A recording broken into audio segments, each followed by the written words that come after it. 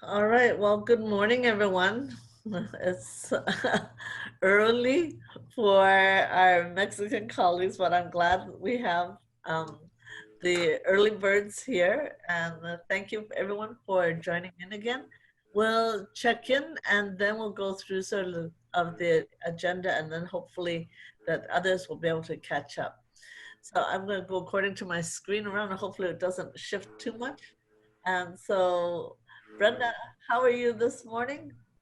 And if you could share one thing from that has been an interesting update for you. I'm pleased. Okay. And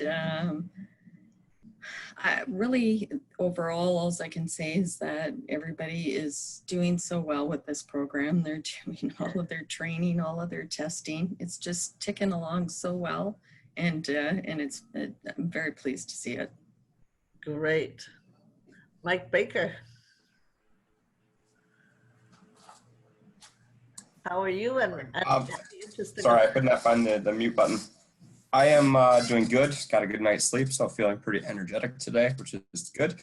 One interesting thing, I think, similar to what Suzanne and Kenny mentioned earlier, is the difference between the plants and the corporate center. So a little bit of a different approach when I met with the costing team and the finance and accounting team. There has been more high level, but not really a testing from the corporate center. So I think the differences between the two groups has been interesting and helped to clarify a little bit for me. Okay, great. Kenny, how are you this morning? And what's an good morning. So I think the word that I would use today is just that I'm pleased with the awareness over the last week and some of the conversations that were had. So I mean, I think we left last week's session and we were all on and we are like, when's the go live for Farmington Hills? And I'm like, even my chat is like, well, there isn't really a go live, but we have to be ready to support. So it's like, I think that was good to maybe like peel back some layers and on discovery of that so that everyone's aware. So I think we increased our awareness for the team in Farmington Hills. And I think that to Suzanne's point, over the next 2 to 3 weeks, we should see a lot more developments in that space. All right, great. Tanya, how are you? And any one interesting update? Hello, I'm fine. Good morning to all. Today I'm fine, and well, I was happy because we received some results from people that we thought that could have COVID yesterday, but they didn't. So that's why it's a very well news. Okay. So that's all. Wonderful. Okay. Good morning, Amalia. How are you? And what is one interesting update? I am good. One interesting thing that Susan sent to us last week, one email to talk with the trainer, with the translators, and this is a very good news because I am know that OASIS core team is listening our request. Ah, wonderful. Okay. Thank you. Gabrielle, how are you this morning? And what is an interesting update? Hello, good morning. I'm really happy for this session, this last session. I think we'll be to close our sessions. Really happy, and the team is excited to start with SAP. Some people is doing training in Panaya, and I think it will be a help for us. Okay, thank you. And Suzanne, how are you this morning? And an interesting update. I am very well this morning. And to Kenny and Mike's point, I thought I find it very interesting that we're beginning a conversation in Farmington Hills, and that there is a lot of conversation in Farmington Hills. And the second interesting thing is to validate the importance of saying it again, saying it again, saying it again. Because many of the conversations we've had in Farmington Hills, we've had them before, and we're going to have them again. And people are going to forget, and you know, we've talked about this, but they're still going to forget. And you have to know that you're going to have to say things over and over again, that no message can be heard before it's time. Yes, that's a really important thing to emphasize. No message can be heard before it's time. So timing for different people happens differently. So different people have different absorption rate to take in the information and register. Okay, thank you. Sun Chao, how are you this morning? And any interesting update on your end? Hello, good morning, everyone. Thank you for checking in. I feel really good. This morning, my boss just walked in and gave me a brand new mask. And hey, that's great because I sing in choir, so it's all about music. And it's perfect to swap my Michigan one from last week. So I guess every week I just get a new mask. I'm very happy. So thank you. Good. All right. Well, this session is being recorded. Thank you, Sunshine. Thank you everyone for checking in. This session is being recorded, and so it will allow others hopefully to catch up, and we'll miss them for the check-in, but hopefully they'll be able to contribute to the training in a little while. All right, I'm going to share my screen. Let's see here.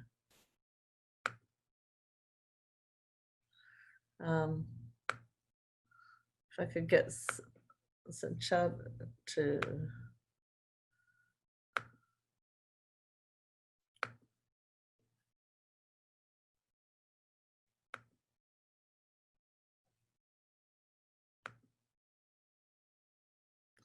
So in the work that we're going to do, I just want to outline the roadmap that we have.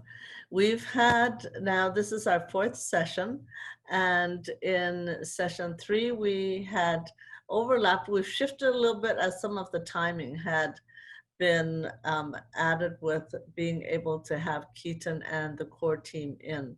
So we still doing a little bit of catch up with the difference with step 4 of taking a look at ideation for options and selection of solutions, as well as doing an A3 case study. And today's session will catch up some of the session 3, and then the implementation action plan and step 6 with progress and performance outcomes will be covered today as well, but you will have another meeting in a couple of weeks. So we'll have next steps to outline some of the specifics of that. So once again, just to reiterate the purpose, it is very important for the local change agents to support this process for success in OASIS implementation. Without the work of change management, many ERP systems do fail in the change management side. And in developing and applying the change management, we do lean on what has already been established as the AGC way with some of the different tools for facilitating change locally.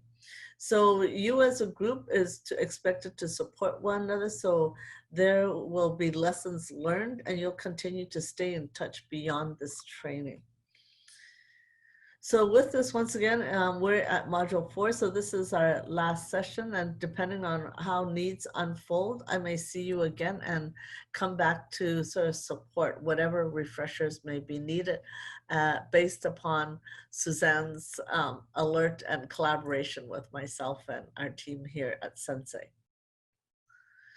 So we've checked in and, oh, I'm sorry, this is to also report out on, I'm sorry, this is the wrong agenda.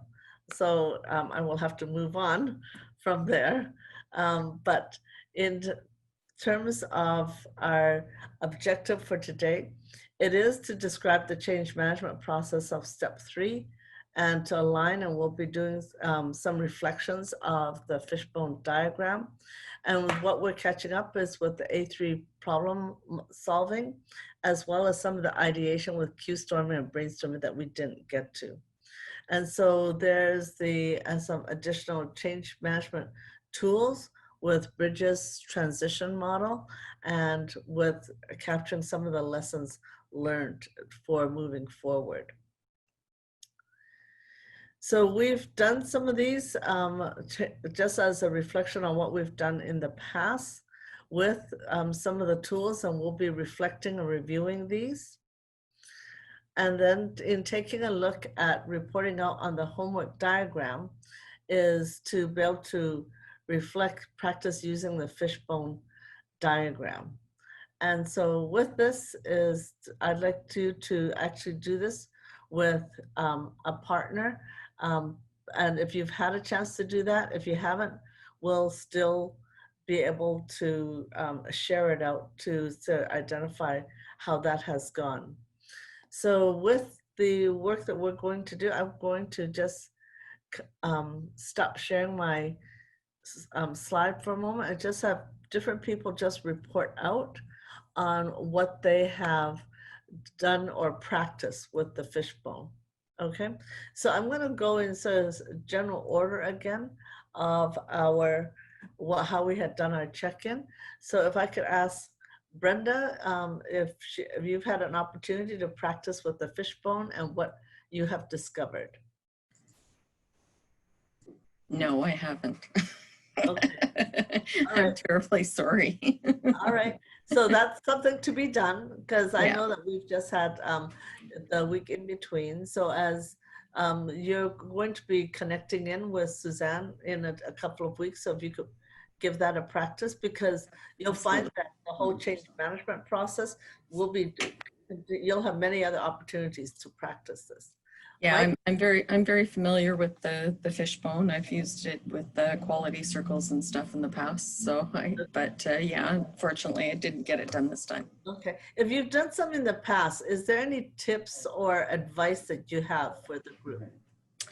Not really. It's a wonderful tool to use. It's very helpful to, to just, list a whole bunch of stuff and then really dive down and get that root cause that you need to find.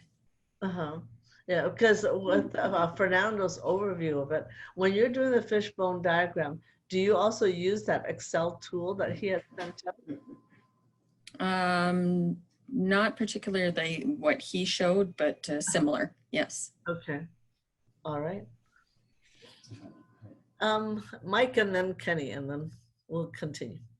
Yep, so I have not had a chance to use the fishbone since the last training that we've had, but I have used them quite a bit before. I think that they are a good tool for relatively complex issues to really help you identify and group potential causes with, I don't want to say like symptoms with potential causes, to really organize your thoughts. So I think they're a good tool. They can be a little frustrating at times to use, but I think if you stick to it, they can help you identify some root cause problems and generate a solution. Okay, maybe if you could do a deeper dive, at what point have you sort of say, oh, this is a need for a fishbone diagram analysis? Primarily, I've used them in the MBA program that I recently completed. So projects like that, not really in an organizational type setting, but more toward, not similar to trainings like this. So to trainings like this or formal education, but not in the actual workplace setting. Okay. All right then. Thank you. Yeah, so not that commonly used, unfortunately, but I do think that they're a very good tool. Okay. Thank you. Kenny? Yeah, so I haven't used it for our particular issue, but Suzanne did share some work that yesterday that she completed with me on our core issue in the Farmington Hills scenario about why are people not testing. So I got a chance to review the material that she had put together yesterday afternoon. So fishbones are fairly new to me. I don't use them a lot in my day-to-day, but I would say that where I see the value in them is where you've got several different groups or individuals involved, and just trying to lay out all of the different issues or scenarios or possibilities that could impact you enter the fishbone with one question you're trying to answer, but there could be different levels of questions you're trying to get to. So that's where I really see the value in using something like that, but using it for our particular issue in Farmington Hills, I have not completed anything yet. Okay. All right. Thank you. Suzanne. Mhm. And then I'll ask Gabrielle and Amalia. Sunshine, can I share my screen? Can, yes. Is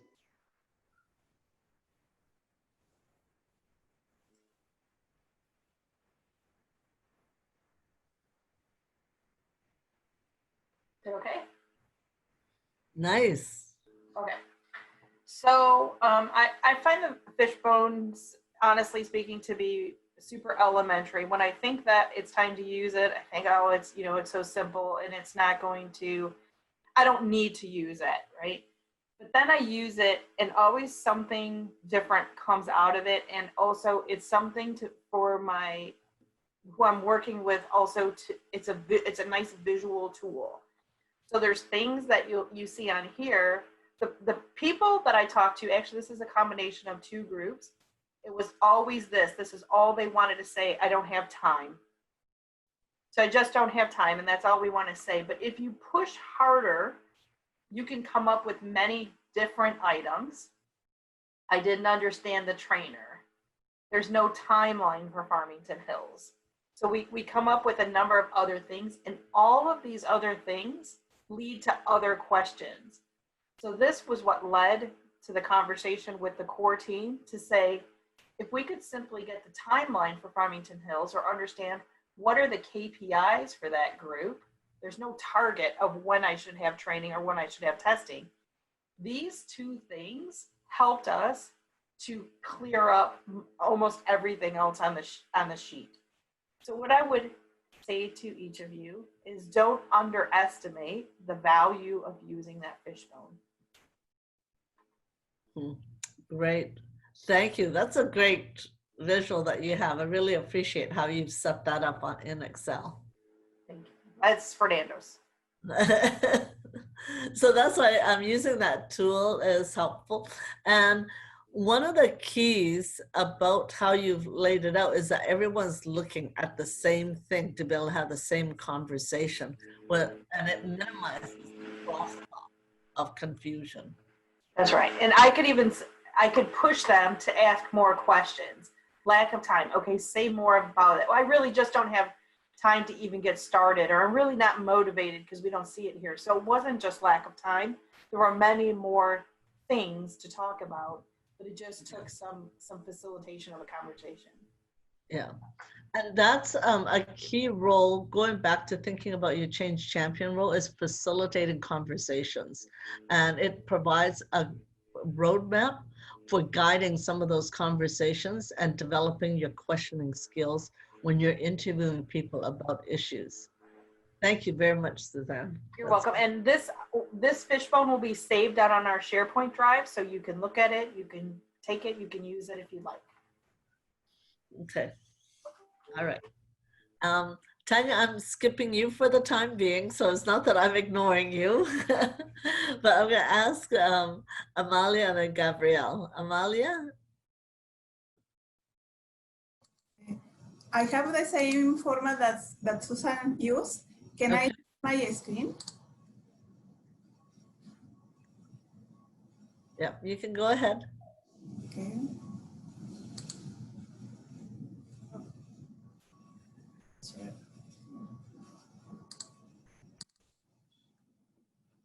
Can you see my screen? Yes. Yes. Okay.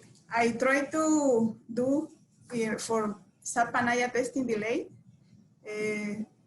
I find a little ideas, but in Manpower, I find more. We don't know the due date for the Panaya testing. Motivation, lack of invest additional time after our work. In machine, lack of information in database. in material, no existing manual of Panaya testing. Oh, sorry, Amalia. Do you have two screens? No. We see only the word, not your fishbone. Can you see my now? Your fishbone, no. No? I don't We are only watching the file on Word. Solo se ve tu Word, Amalia. No sé si tienes dos pantallas. No se ve tu diagrama de pescado. A ver. Tal vez tienes que pasar la otra pantalla a esta. A ver. Ahorita, ¿qué ven, Gabriel? Ahorita Nada. vemos la pantalla de nosotros. Qué barbaridad. A ver, otra vez déjame, le doy share. Ah, ahí está. ¿Ahora sí? Ya. Ah, Yeah. Okay. Sorry. Gracias, Amalia. No, de qué. Perdón. Okay. Again, sorry. I made for SAP Panaya testing delay. I find one in Manpower. We don't know the due date for Panaya testing. Motivation. Invest additional time after our work. And lack of time. And also lack of information of database in machine. In material, no exist manual of Panaya testing. This is all for. wonderful. And Amalia, did you do this yourself or was this in conversation with other people?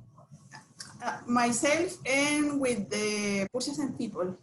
Okay, wonderful. And what, in the process of working with it with other people, what was their reaction to this conversation? Always they are open and share her ideas. Okay. All right, thank you. That's great. You're welcome. Any comments about your learning process with the fishbone diagram, your experience? What did you think of it? I think it's a very good tool because forced to us to think about the solutions. The solution problems, the problems. Now to think in the problems and after to think on solutions. Yeah, good. I think that's a very important point about doing analysis like this, because oftentimes people, when they're looking at a problem, jump to solution before they are clear about the problem. So it allows you to stay more focused on identifying the influencing factors for the problem before developing a solution that fits for the whole situation. So thank you for your reflection. Gabrielle?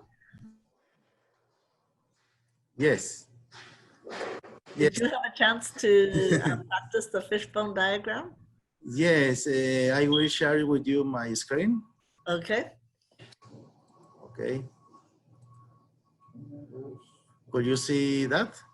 Oh, nice. Yes. Okay, okay. It is my fishbone. Specifically is for an issue, sub-training lack. We identify some issues with the team. We have a meeting with all, and there are running ideas. I will share on Manpower. Manpower, there are not backup for the people on training. This is an issue because the people was taking the training, but the operation is where the operation was active and the people was not concentrated in the training. Another point is lack of practice.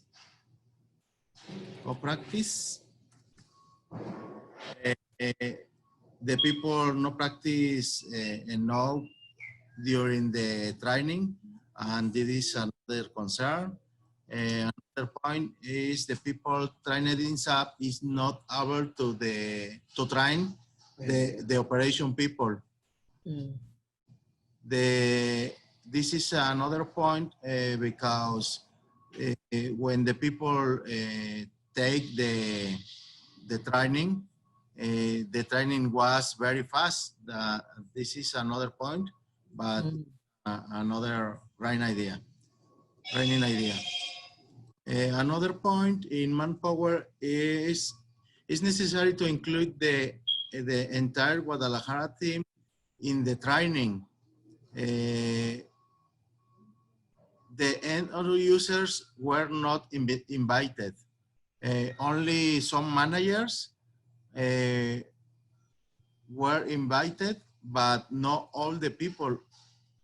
This is an issue because some managers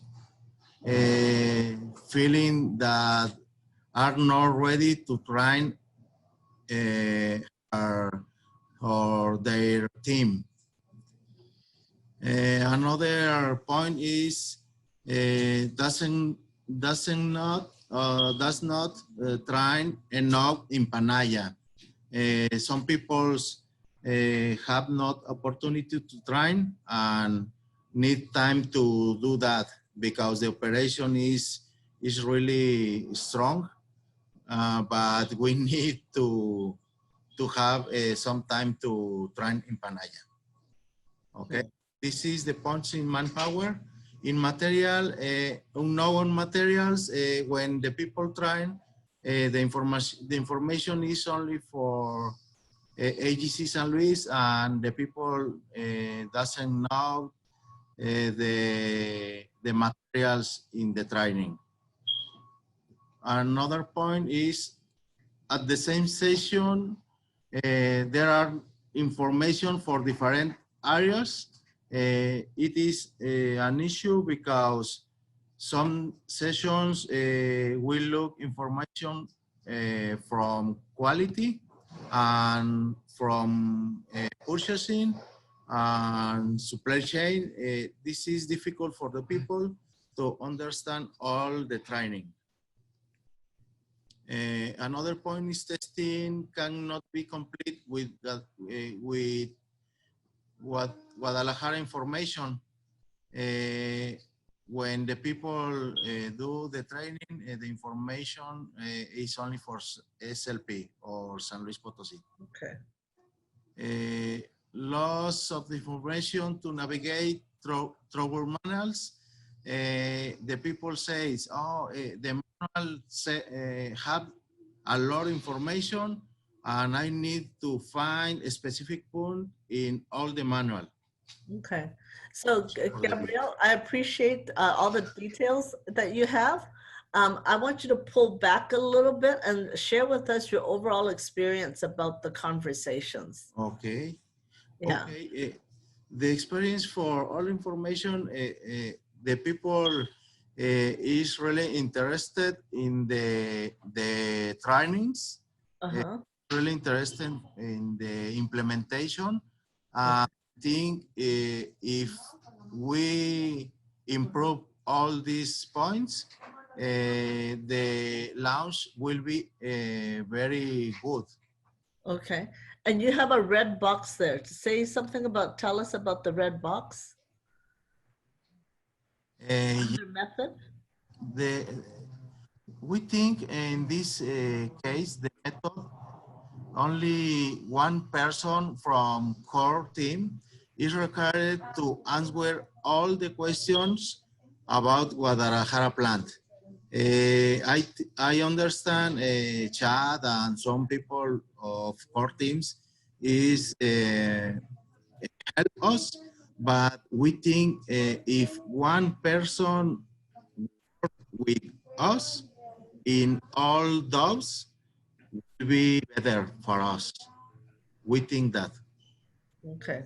So one person, like a one-stop person who can respond to your question is easiest because they will understand your whole situation. Yes. Okay. Well, thank you very much for sharing. This is a very, you have some very important, good details there for analysis. What did you think Very of well. your experience in using the fishbone diagram?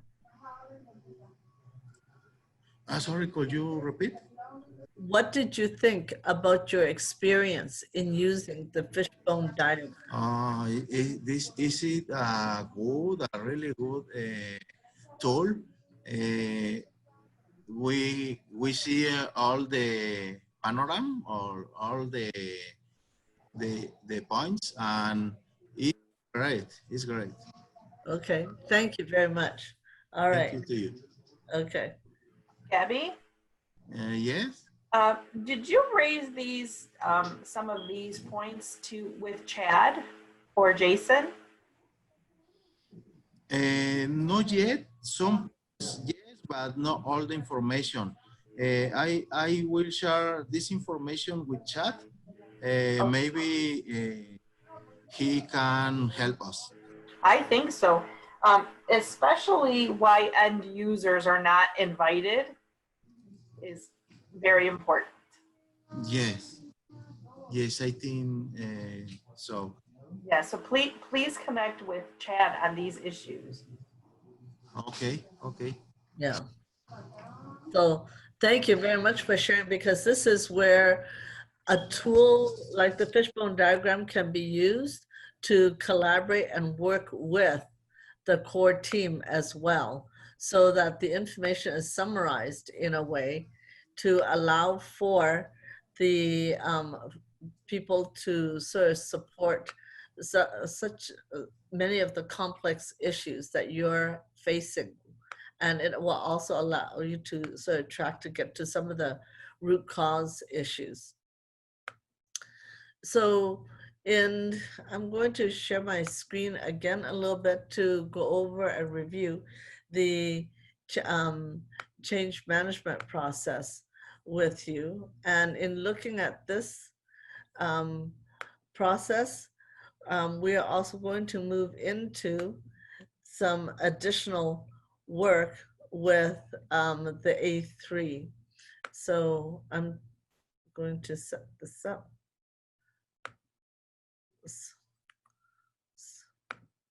Since I have control of sharing my screen, okay?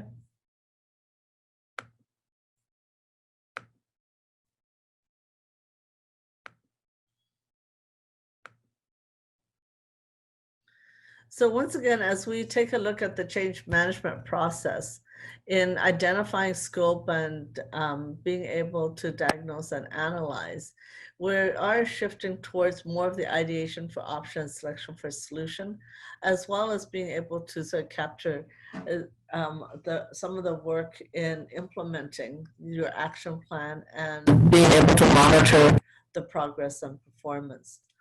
With the whole change management process, there are tools and skills that we've been covering here. So as you apply the AGC way with the plan, do, check, and act, if there's more of the work done up front, it will allow the latter part of it to be a little bit easier in terms of checking and acting. So in the work with problem solving and ideation, as we look at some of this work, is also your facilitation role as change agents. So we will also take a look at a transition curve with endings, but our main focus, a significant part of our time will be spent talking about problem solving with A3, and then being able to facilitate both brainstorming and Q storming. So then in terms of step 4 is being able to, how do you choose, given all the various ideas that are possible for solution, thinking about using the AGC way to align your options, and then also creating a project management schedule while building relationships so you could move through the transition curve based on Bridges' model. With this next segment, I want to focus heavily on the A3, because this gives you a comprehensive case study overall, and it gives you one tool to oversee some of the different components. So with this, it's I'm going to go through the overall background a little bit, but it's important to recognize that it is a model that is also somewhat simple on one level, but as you practice and use it, it does take development of skills. The tool does come from the Toyota Way, and the term A3 actually just refers to the paper size outside of the US. And so it's to be able to capture the overall analysis of a problem or a business case on one sheet of paper, which is 11.7 by 16.5. And so to take a look at, have a concise way, it's also a tool that allows you to communicate the issues that you're being confronted with. There are 9 key elements to the A3 model, being able to have a clear title, identifying who is documenting this, the owner of this document and the date, a brief background, what is the current state of the situation, and identify what is it that you want to achieve in terms of goals and targets. So we may want to improve profits, but the target is improving profit by 5% or 10%. So being able to use the idea of there's influences of SMART goals here. Root cause analysis will draw upon your work with the fishbone diagram and the 5 whys. So here you're starting to see an integration of some of the other tools that we've used in order to bring it together in the A3 model. The countermeasures are what are some of the backup alternatives that you could look at, and what is the plan for going forward, being identify a roadmap for moving forward, and then the follow-up. So we're going to go through each of these in a little bit more detail, and then being able to use this model as a comprehensive tool that integrates some of the skills and tools that we have used before will be important for different parts of the model. Okay. So one of the examples I'm going to sort of work through is in using this to illustrate the A3 model is an example with John as a quality assurance manager in automotive. He's starting to notice that, oh, there is a steady growth of how customers are returning for their head and tail lights. So we're going to use this as an example to walk through the A3 approach. So this is a paper version, and this can also be set up in an Excel format, but basically your A3 is to identify, here's the title, high customer return of lights, who owns it, John Williams, the date, and this is the current version. It's the second version of his A3. So here it now outlines the other 7 components. So you have your first 2 components up there with the title of the A3. You give it a name that sort of captures the focus of your A3 problem. So with this is being able to oversee the production process at his company, and then taking a look at some of the quality metrics. With this is trying to solve this problem. How do we address the customer's return rate that's growing? That's not a growth that a company wants to see. So with this is to practice and integrate, go investigate the problems using the 2E, 3E, being able to increase your expertise, your knowledge, but go to where the situation is. And so this is where you would integrate the tool of doing a Gemba walk and applying the AGC way. So with this, it allows you to learn about the current conditions and to identify and to have the conversations with people on the shop floor. It means walking around talking to different groups of people that may have an impact on the situation. So I can't emphasize enough to have the conversation with people who are actually on the shop floor that touch directly the situation.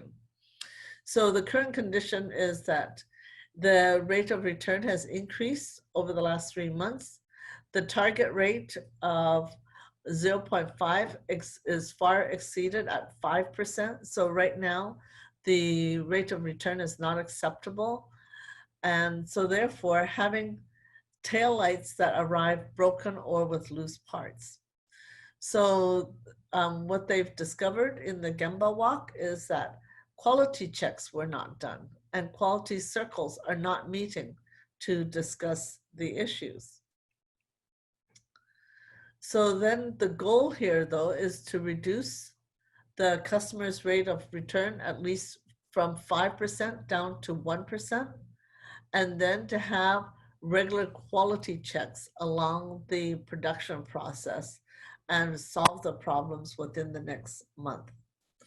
So therefore, it's about scheduling the quality circle meetings every 2 weeks to discuss quality. So reinstitutionalizing. So therefore, the goals can be what you want as an outcome, but there are also process goals to help get you there. So in doing a deeper dive of applying the 5 whys, why are customers receiving their products with loose parts or broken? They find that there's the quality check is not in place. And then why does that not happen? The quality circles lacks the regular meeting. Why doesn't that happen? Is that John and his teams have not been holding them accountable or follow up. And why does that happen? Is that the quality team has not been clear about who would support the quality circle or checking in the production process. So this is a simple way of trying to push the 5 whys down. If they had just stopped at the 3rd level, they don't meet regularly enough.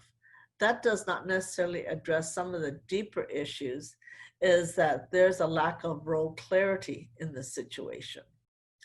So the 5 whys allows for a much deeper dive into the situation as part of using the A3. So therefore, there is another tool called a RACI chart, and you may find that it will be helpful as well to clarify the team members' roles. This is just a simple tool. A RACI chart is who's responsible, who is accountable, and who needs to be consulted and informed. So therefore, with the countermeasures to help solve the situation is to identify 3 quality checkpoints in the production process over the next 4 weeks and have the bi-weekly meetings so that communication can happen in the quality circle. So RACI chart can help provide some additional clarity if people are not clear about the team members' roles. So I want to stop here for a moment before I go into the brainstorming and the Q-storming. Are there any questions that people have? Can you maybe talk a little bit more on, I've never used these like extensively, but maybe can you talk a little bit more on the difference between consulted and informed? So Sure. That's, yeah. You consult with someone, but if you just inform someone, then, and in my opinion, when I hear those words, I'm thinking like when I'm consulting, I'm looking for feedback, but when I'm informing, I'm just telling.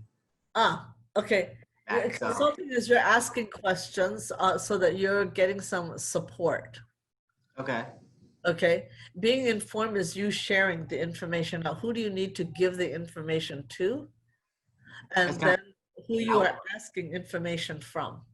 Okay. So like informed would be like more like an output of the exactly process. So, okay. Consultant is like, who do you ask for more information from? So if you're not clear, for example, the core team might be someone, it would be a primary source where you may be consulted with. So Okay, you're asking for information, but you need to inform people on the shop floor.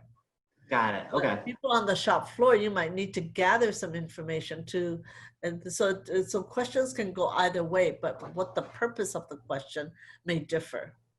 okay, So when you're asking for information from the shop floor, you're not asking for support, you're asking to understand what the situation is. So when you understand what the situation is, you have more questions, but you go to someone else to get the answer, and then you go back and inform. got it. Okay, thank you.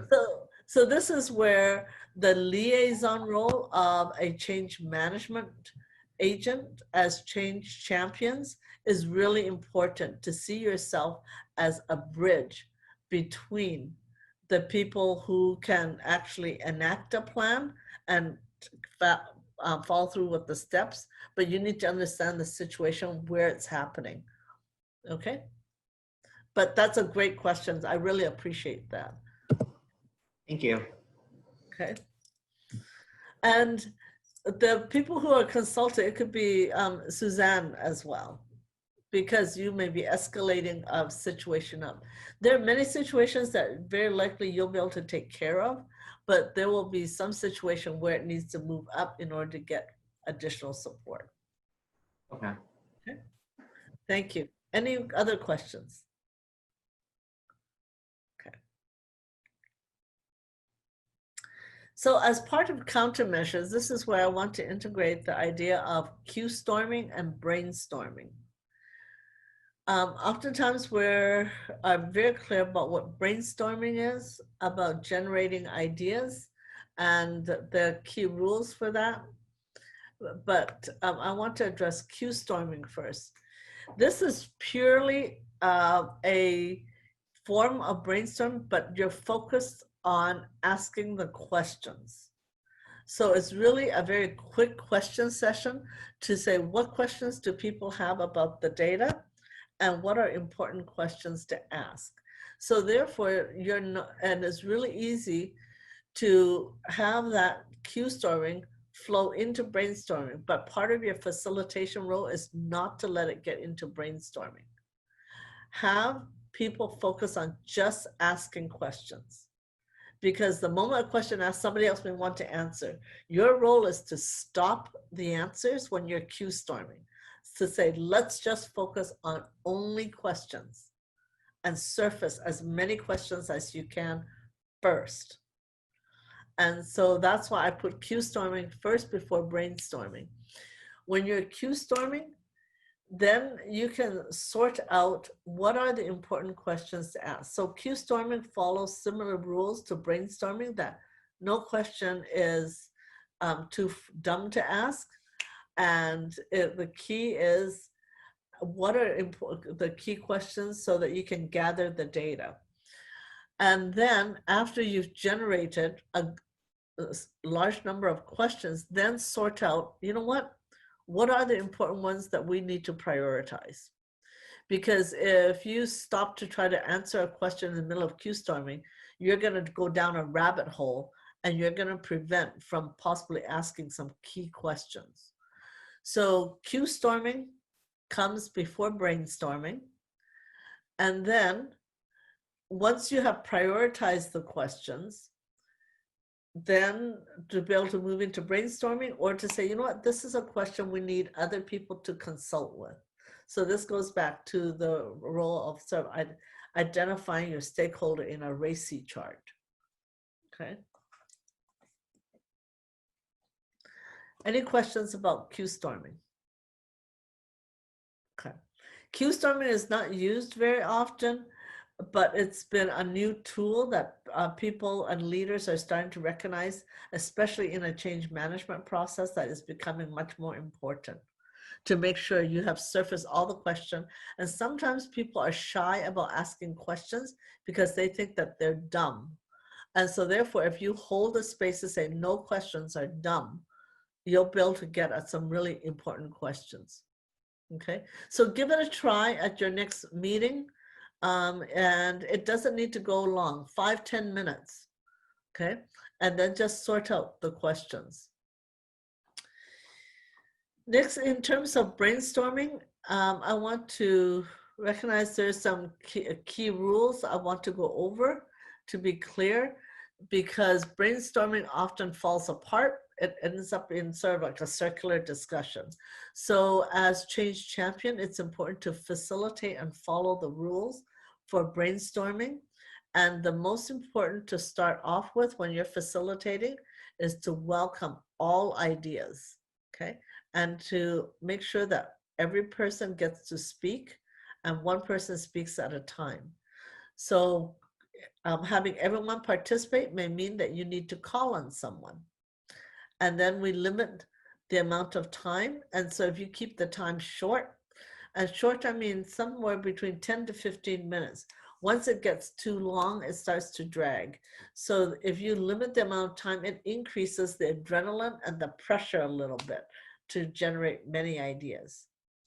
Then to be able to stay focused on the topics that you're wanting to do brainstorming on, and to suspend judgment. And the key, the greatest temptation is to have discussion of ideas. As a facilitator, you will have to limit discussion, say, we won't go into details about the ideas, let's just generate the ideas. Okay. Any questions or lessons or insights or comments about brainstorming and Q-storming? Let me just come out of this for a moment. Thoughts or questions? Maybe just a thought.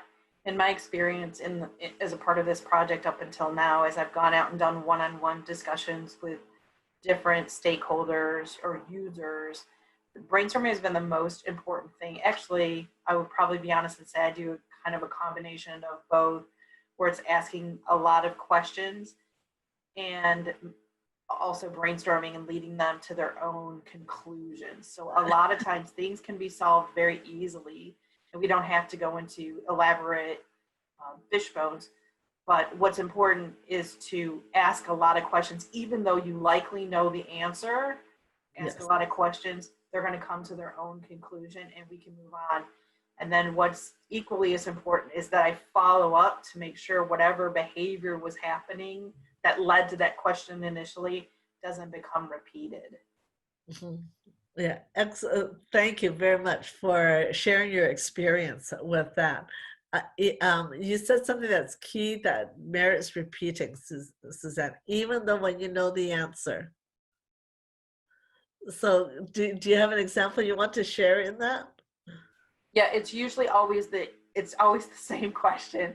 And I don't know, I'm not sure why. It's always, who did you ask about that? Right? Because people just they just sit in their own issue, and I haven't done it. I don't know the timing. I don't have time. I'm not sure when our stuff is due. And I was like, oh, who did you ask about that? Well, I haven't asked anybody. Who do you think you could ask about that? Well, I could probably ask Chad or Karen. That's a good idea. Why don't you start there? And then they go to Chad and Karen, and they come back, and then they understand.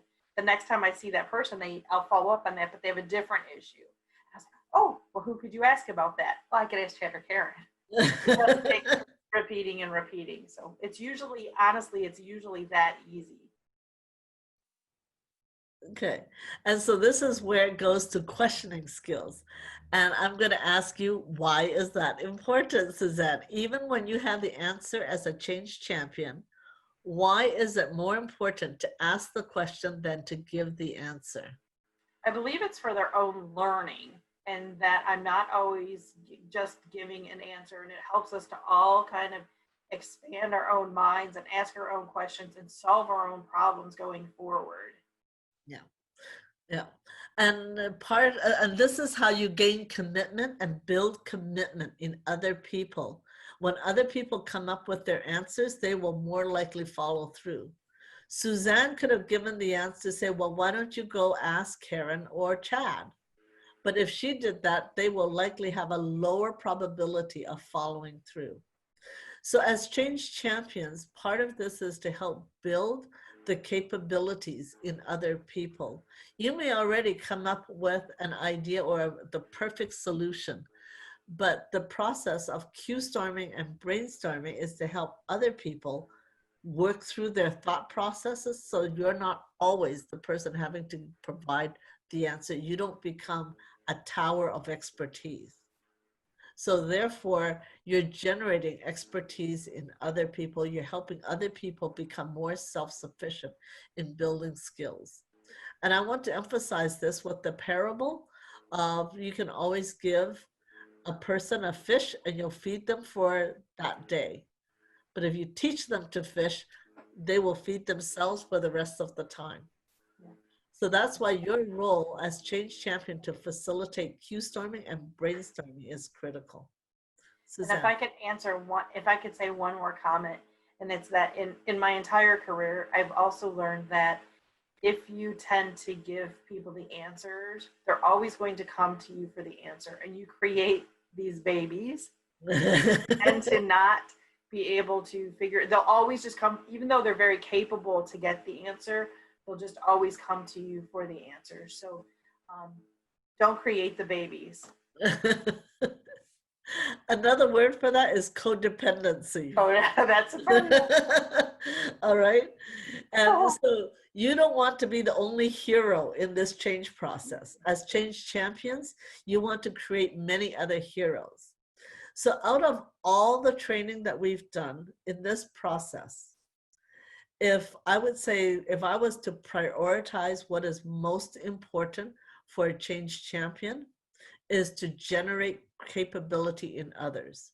That means your skill in developing questions, in helping to generate Q-storming and brainstorming will be most important, so that you are not overloaded in being the expertise all the time.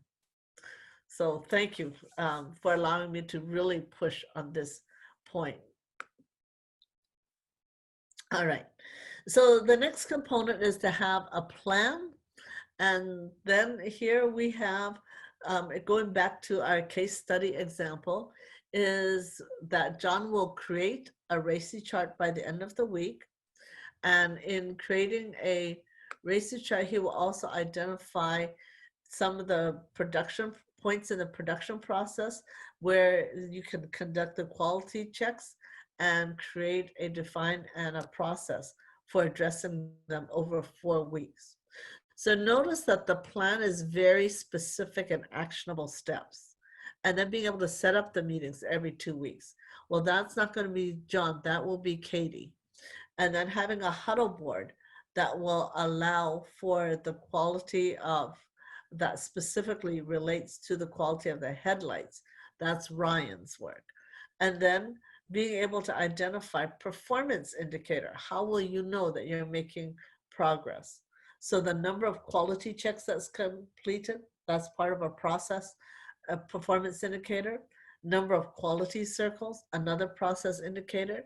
And then number of quality issues identified and addressed, more of a process that leads to outcomes. So in terms of performance, these are part of the plan that will allow you to say, are we getting there? Okay. Any questions on this? Okay. Whoops, sorry. So then the next component is being able to follow up. So being able to identify, oh, there may be some challenges. The lack of time, it was mentioned earlier in your fishbone analysis, is the bandwidth for fulfilling the new roles and tasks. Being at the right time in the production process may not fit with what is identified the first time you go through it. And then the workers on the line may feel more pressure to produce parts rather than check for quality. So they may have conflicting goals there. And so with the measure of quality or progress then is, what is the customer's rate of return? as well as the number of quality problems identified and addressed. So with this is recognizing that in all of these 9 steps is for you to go through and just generate an A3 for your case study. So when you're looking at this case study is think about the following questions. We started this in the very first step of identifying what are some change issues. We had called them presenting issues, but Yvette had explained the presenting issue is not the presentation, but what are some of the different problems or issues that you notice? And then how can the A3 model be used to address them? And then what are some of the steps that you could take to help complete the A3 report? And what information is important, what information may be missing. And one of the things in completing an A3, you will likely identify missing information. The missing information is as important as the information you have. And it allows you to ask more questions and to figure out, going back to Suzanne's question, who can you get that information from? So it goes back to that RACI chart. When you think of who can you gather information from, is it a question for a solution that you could consult with somebody? Or is this additional information to gather input from people on the shop floor? And then how will you know that you have solved the problem? Okay, so that's your performance indicator. So these are some general questions to consider when you are developing your own A3 model for each of the 9 components. Are there any questions? Or what questions do people have?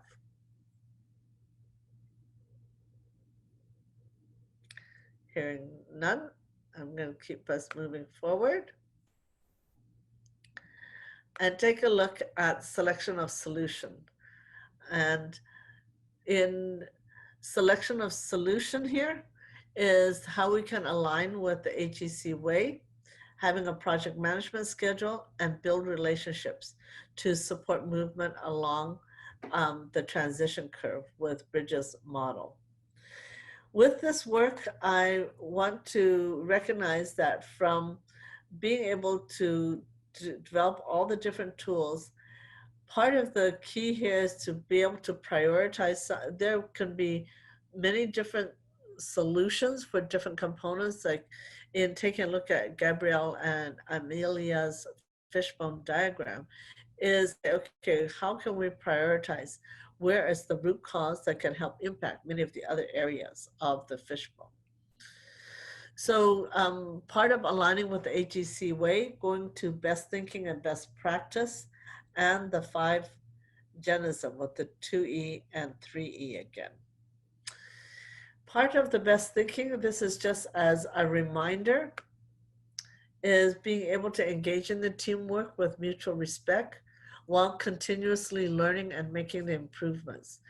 And that way you can challenge the status quo and the current situation. And the best practice is to take a look at SEQ CDDM. It's the 7 steps of, if you have solutions, does it address safety? Okay, that's the highest priority. And then does it address environmental sustainability, then quality and cost, the delivery, development, and management. So I want to emphasize that these are standing parts of the AGC way for best practice. So in this is being able to say, okay, what have you done to extend your knowledge? Have you spoken with the different stakeholders? Have you been out on the floor to speak with the associates who are working on the lines? And has that helped you establish your own fundamental rules? So being able to go to the exact place, exact object, and exact facts to go see and confirm, okay? So I want to speak a little bit about Bridges' transition model, and then we'll take a bit of a 10-minute break here. But in making any change And this is a model to sort of recognize that people tend to be at different parts of the change model. In the beginning, with this particular model, and this is a tool, is to recognize that people may start off with being very excited, or they go, oh, well, it's not going to happen because we've done this before and it will just be the flavor of the month for now. So part of the key here is that change champion often move further ahead on the curve than other people in the organization and other stakeholders. So if you're part of the change process, you may be very excited and positive. But then this is also important as change champions to recognize that not everybody is where you are at. So taking a look at this is being able to identify the resistance in this space, and then to, as people move forward in their transition, is the neutral zone. This is where more excitement may happen, but there are oftentimes people are now less sure because there can be confusion and uncertainty, and some of you have expressed that in not enough information, not having enough of a roadmap, not being able to be sure when training will happen and things like that. So part of this is being able to address this by being able to increase training and coaching and motivation and having clear goals set. The last part is having new beginnings. This is where there's higher level of energy and being able to have new positive attitudes and behaviors. So I want to stop here for now. We're going to come back at break and work with this model a little bit more. All right, I'm going to set you up in 2 groups to do a small group after 10 minutes. So we'll take a 10-minute break unless there's any burning questions. Okay. Okay, so when you come back, what we will do is I'll have you in small groups. And we'll organize that, and I'll give you your small group assignment after the break. Okay. All right. So 10 minutes, we'll come back. Mexico time is now 8:43. Let's go to 8:55. And for us here in Eastern Standard Time, we'll go until 9:55. We'll come back 5 to the hour. Okay. Okay.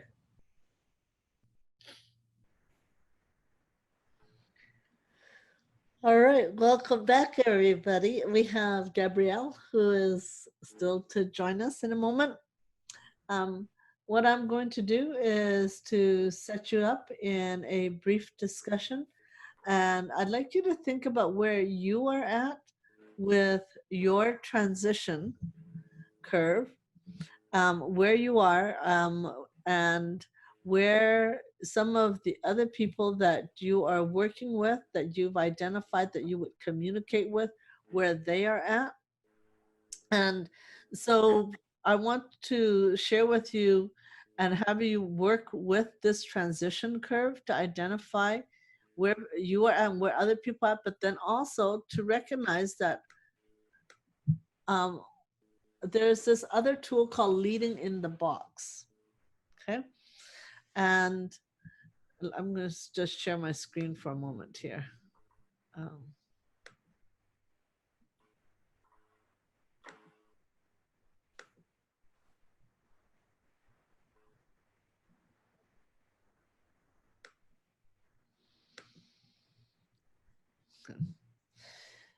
So first of all, recognizing as change champions, where are you on this transition curve with the OASIS project?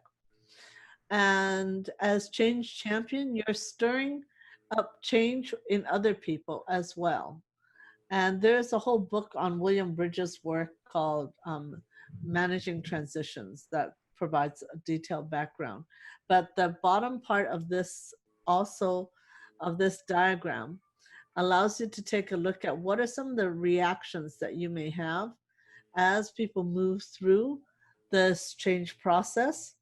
And so it's difficult, process is cumbersome, it works here. And there may be a reaction in terms of how people produce, and then there's a suggestion for each of these stages. So recognizing being present, visible, and accessible, especially to people on the shop floor, but then being able to communicate, saying the same thing over and over to clarify doubt about what is not changing, explaining the transition of what's in it for me, and being thoughtful of the team's feelings. So all this is related to supporting people moving through the endings. In the neutral zone, people may be trying and experimenting. It's going to take a little bit more time. Oftentimes people are apprehensive. You might see people being late or absent or avoiding behavior. And then some of the suggestions to continue to clarify with your communication. I had mentioned on the job training with coaching, and being able to motivate people with positive leadership, and then being able to set those short-term goals so you allow for some easy wins that people can say, oh, this is really happening, we can be successful.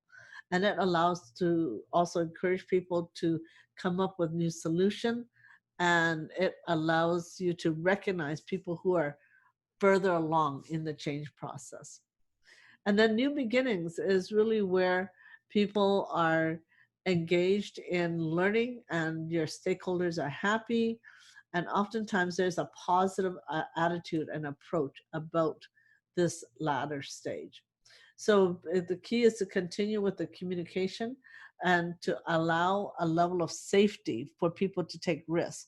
Part of taking risk could be questioning, but part of taking risks is doing something new and that there is significant learning that's involved, and to appreciate and celebrate.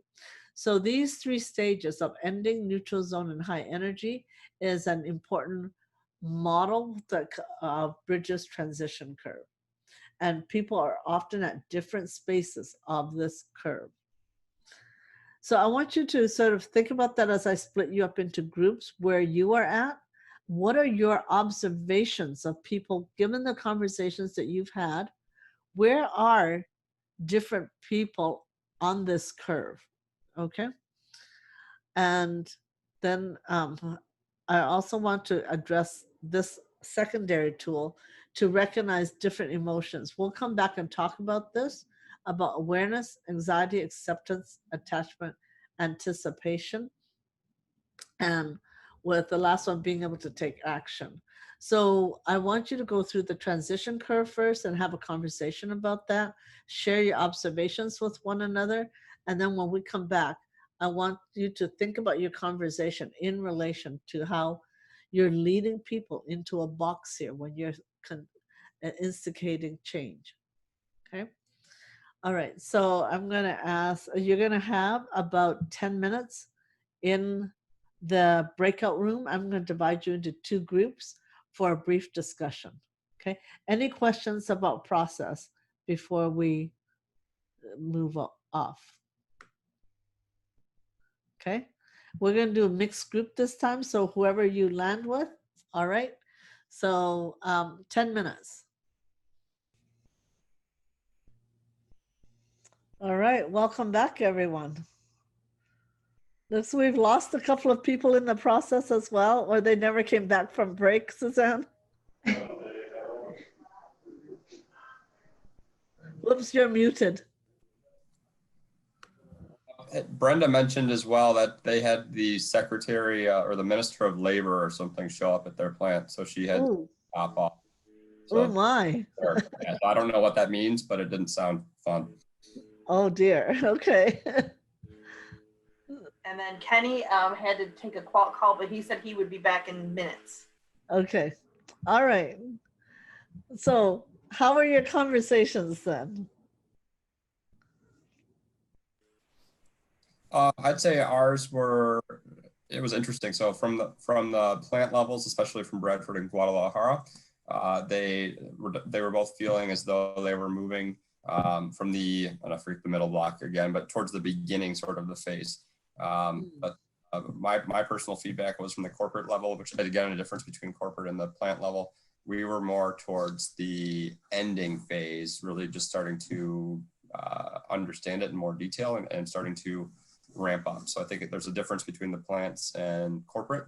In general, the first adapter plants, we'll call them, or the first wave of implementation, we're all starting to see a much more clearer picture Okay. and, moving towards the beginning. Okay. Thank you. Mm-hmm.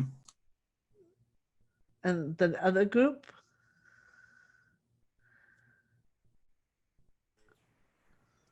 I thought it went well, and it's interesting to see how you can kind of put the site on the curve. We agree with Mike that Farmington Hills is way at the maybe excited almost in the beginning of box 2, and then maybe SOP is right behind it, and then Guadalajara is coming up into the 3rd box, and Bradford has sort of landed in that 3rd space. Okay.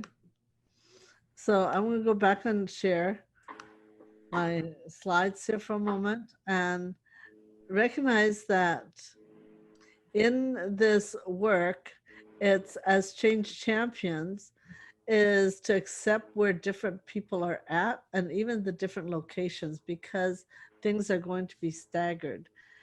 Coupled with Bridges' transition curve to keep in mind is your role as a change champion of how to support people in moving from endings through to the neutral zone and to new beginnings. So these 3 stages will oftentimes when it's one group going through, it's easier. But in this larger complex organization, you'll have different units that are purposefully staged to come online at different stages. But at the same time, people within each of the plants will be located at different stages. So being able to support people moving through this process is important, and which is why I want to move to addressing some of the emotions that's involved. So the people side in this whole OASIS project, change management is really about managing how people engage in moving through the 3 stages of change. And we've identified some of the different elements, say from Cotter's organizational change model through some of these different tools. This one is called leading in the box. And this is whenever you ask anyone to change, you can take a look at even in your personal life, like when people move, say from being single to being married, or when they are moving from one house to another house, moving to a different city, when you're changing jobs, and even when you're changing jobs within an organization, you are going to have people whose jobs will change as a result of this. So that means that you're leading them into the box. The concept of in the box, you have to consider their emotion. This is an emotional box. And so if you think of the black box, emotions are often that black box of tumultuous roller coasters of up and down. When people, when they are moving into change, they enter into the box. And in the box, you have to think about what do people need when they're in the box, and what skills would help others get out of the box. So the skills part is your set of change management skills. And so in particular, what can a change champion do when one of your people or when your team members and your associates is in the box? So to just walk through some of this box. Ooh, Kenny's coming back. Okay. When people are led into the box, so everyone has a level of awareness. So the organization is instigating that. But I want you to go back and also think about the endings of Bridges' transition model. The information may have been communicated multiple times already about OASIS and the changing of the ERP. So the change is revealed, but awareness of what does it mean for me as an employee, as an associate at AGC, that I might still have a limited awareness. It doesn't affect me, or not yet, or I don't really need to change. So awareness is two level. The changes communicated multiple times. It's been testing has been being done, blueprinting has been done, but awareness is has to move out of that ending phase of denial that before people can move into the box. So just recognize that you might come across, most people do know already, they are aware. Do not be surprised if you have someone that go, what's happening? What do I need to do? Why? To ask you some of the most fundamental questions. And so this is where you repeat yourself multiple times. Okay, now in the box, there are 4 key emotions to move through. The very first level, once people are aware, there's some uneasiness. And I've heard some of this even in our calls amongst the change champions as you take on some of these roles, that there's some uneasiness and fearful and some level of resistance. And even when people say they want to change, that doesn't mean that they don't feel uneasy or some anxiety about the change. So there may still be a level of resistance in the process. However, beyond anxiety is that there's acceptance because there's good rationalization or explanation for why the change is taking place. So always being able to repeat the why helps people to move from anxiety to acceptance. Once people have accepted that, oh, okay, this is reasonable and it's exciting and it's good to do, there's attachment. This is the emotional commitment that's being built. People start to buy in to, and it starts to be more engaged. Then it's anticipation. How can they start to move it towards planning and making the change happen? All 4 of these levels of emotions of leading in the box can happen in a very short time. People may move through this in a few days. Do not be surprised if it could take a few months for others. Some people are just a lot more slow in their process, not due to themselves, but due to the type of job that they have, where they are in the organization, how much engagement is required of them in the work that they do. So coming out of the box from awareness, the other end of the box is action, that the change is actually being enacted.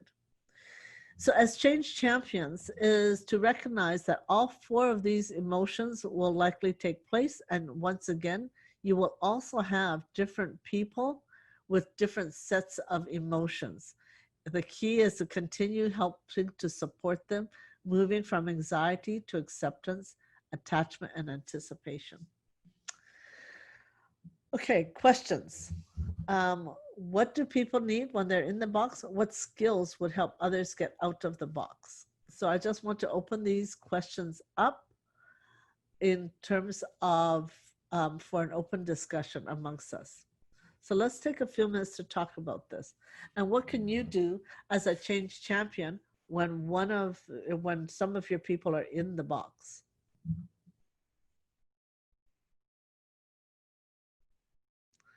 Question is on the floor. What do people need when they're in the box? What skills would help them get out? And what can you do?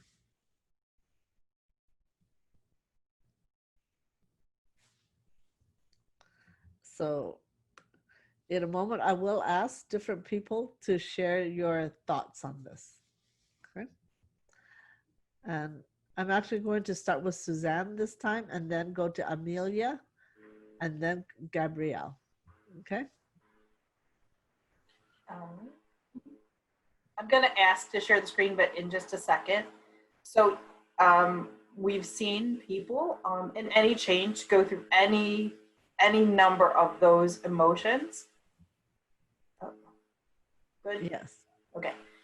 And you may remember from session 1.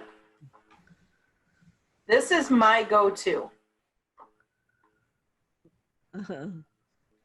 So when they're feeling anxious, I look over here and I say, somebody's anxious. What do they Ah, need?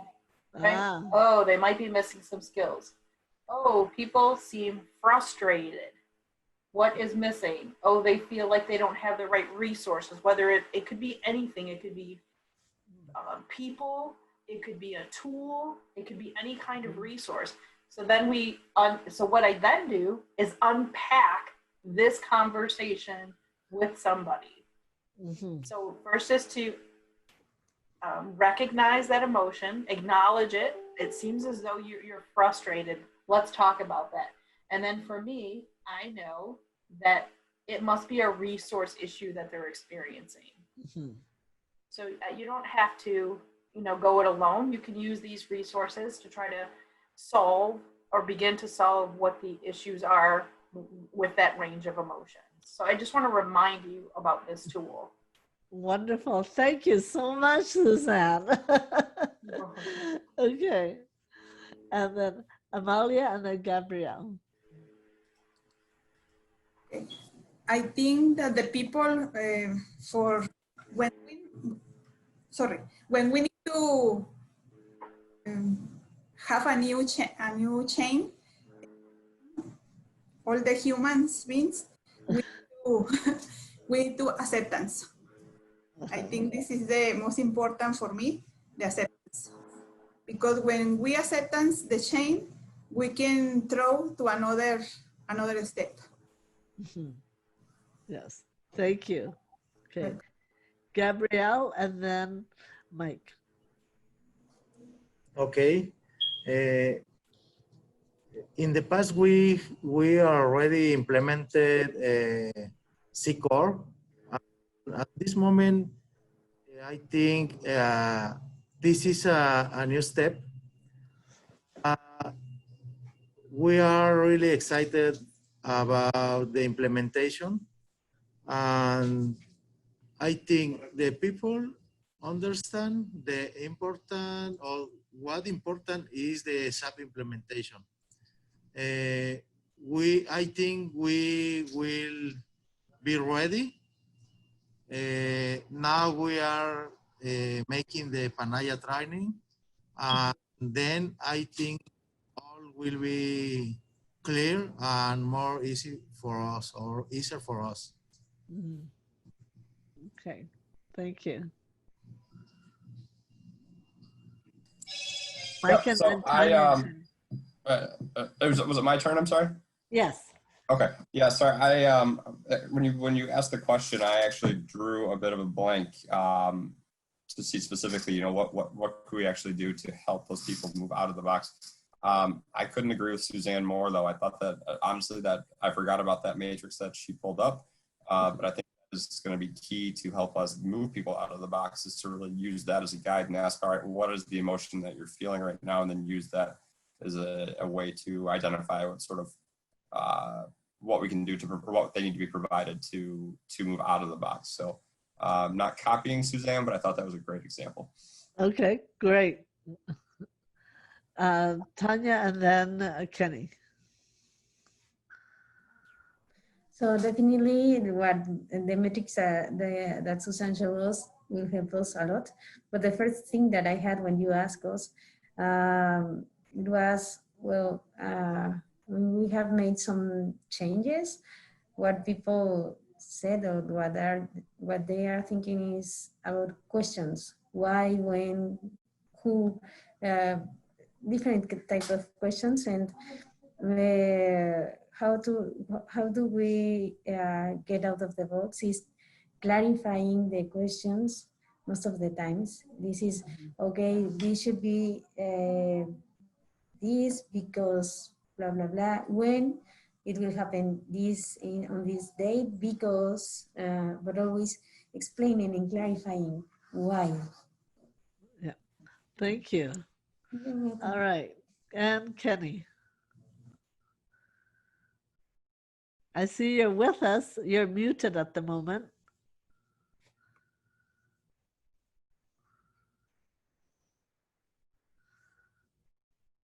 Okay, I'm going to move us onward just in case he's not there. So I'm going to share my screen once again.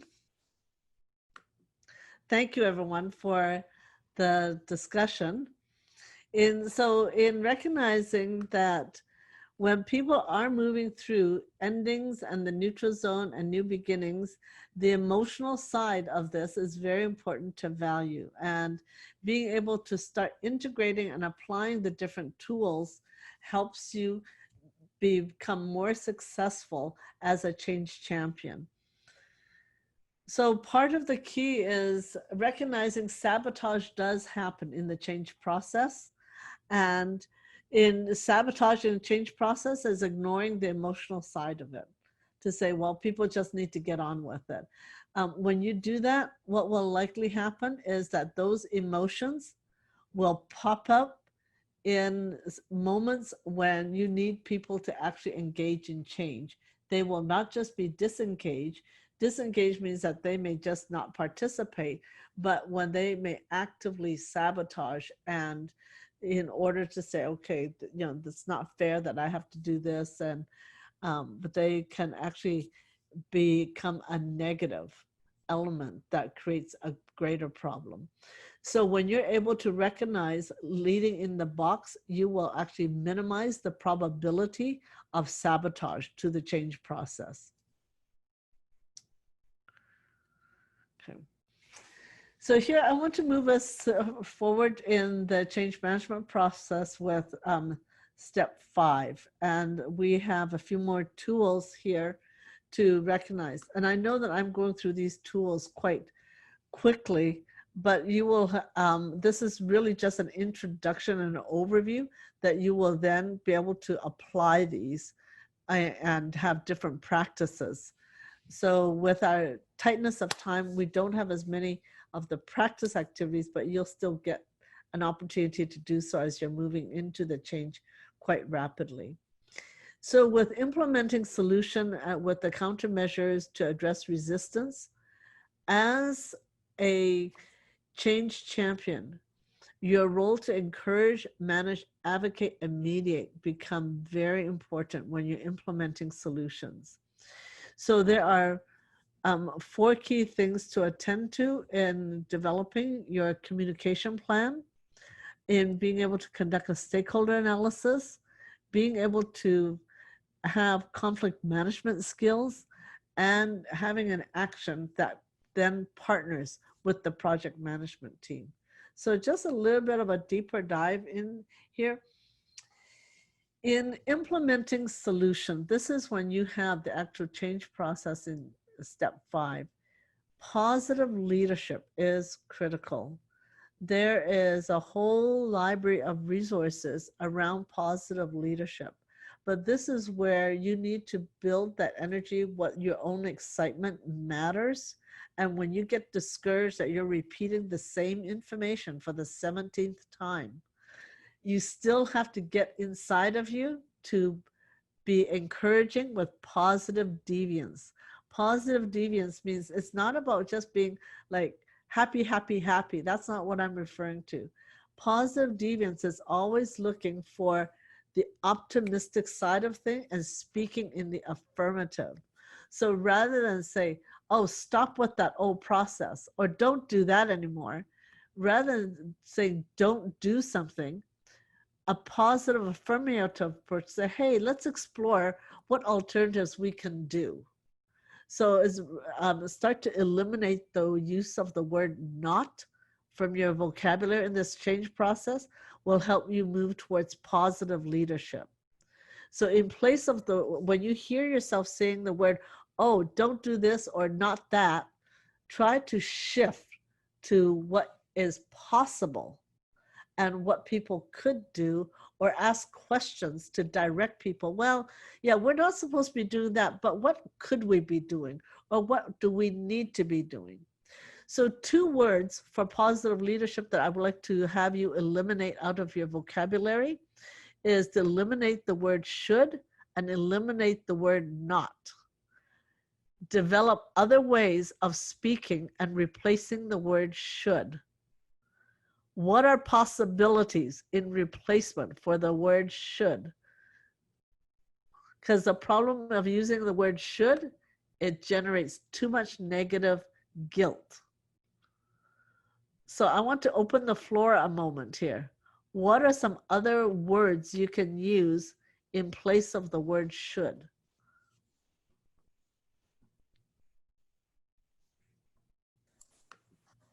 Could you use could? Yes. Or another way to? Yes. There are 25 options at least. So you've identified 2 of 25. So that's a great start. Anyone else with ideas? So Mike has come up with 2, could and what else do people have?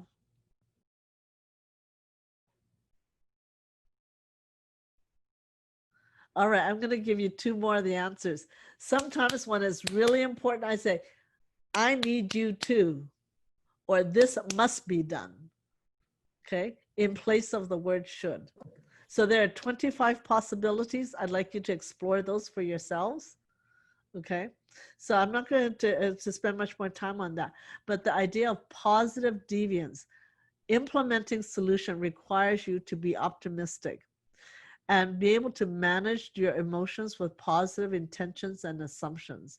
So when you go into something that is a little bit challenging to deal with, be aware of your own emotional state, okay?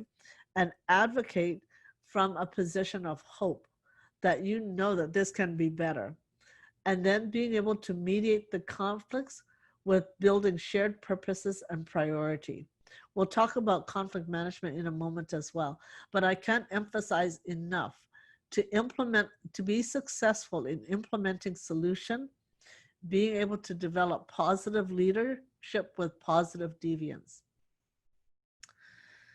The next tool I want to move our attention towards is having a communication plan.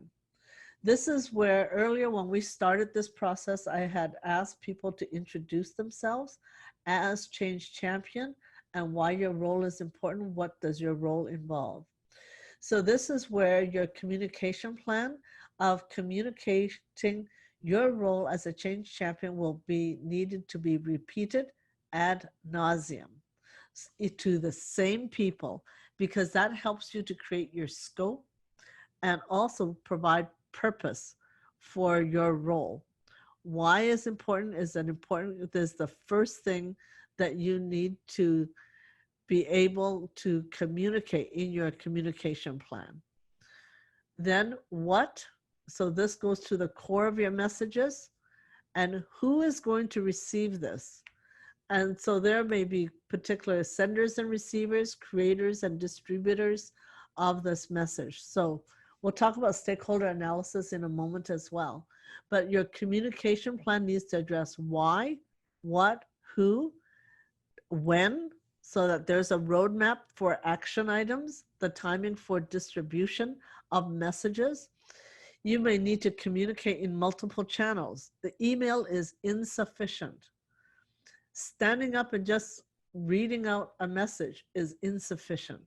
But the email, the stand-up communicating, the yammer are all important communication channels of being able to address where. So when you how you time your messages, when you do this, how you frequently and how you sequence it for different people.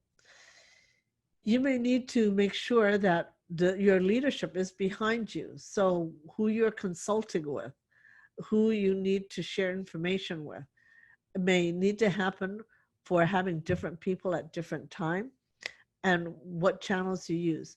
So when you're building out your communication plan, why, what, who, when, and where needs to be answered in building out a good communication plan for implementing change. Okay.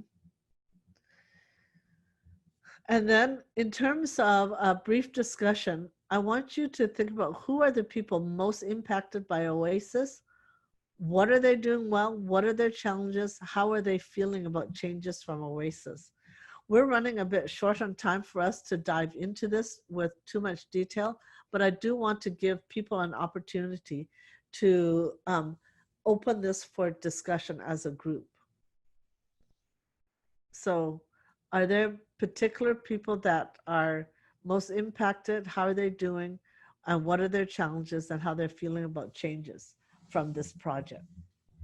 Okay. The floor is open for any comments or thoughts or questions.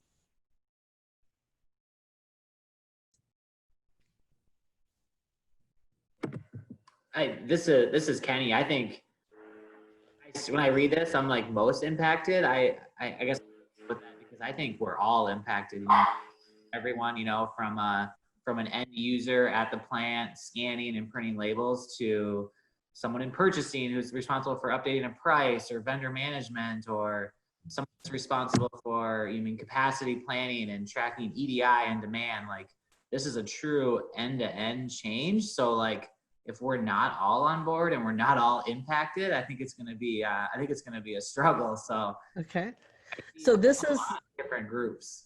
Yeah, so these questions are much more specific to each change champion. So I appreciate the bigger overall for the whole organization. So when you're looking at these questions, like in your sphere, who are the people most impacted in the people that you're connected with? Okay. And so so this goes to being able to prioritize and developing your communication plan. When you have a different message, there may be different who's that you're addressing. Okay. All right. Okay. Yeah.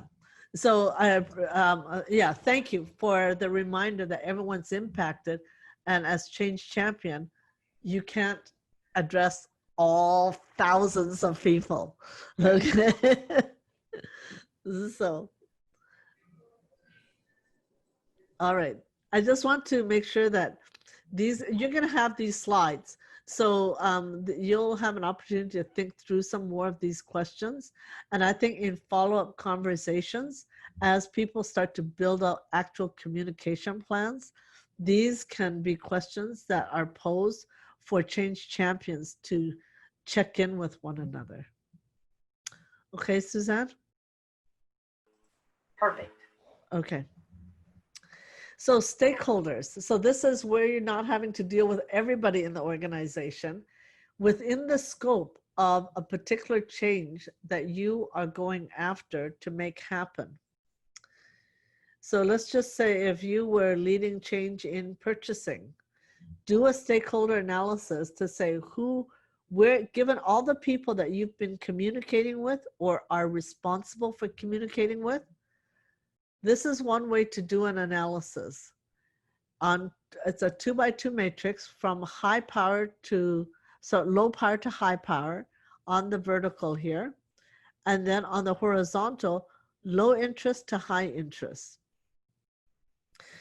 So in managing and building out your communication plan to address who, recognize that communicating with people who have a lot of power and a high level of interest, you need to manage closely.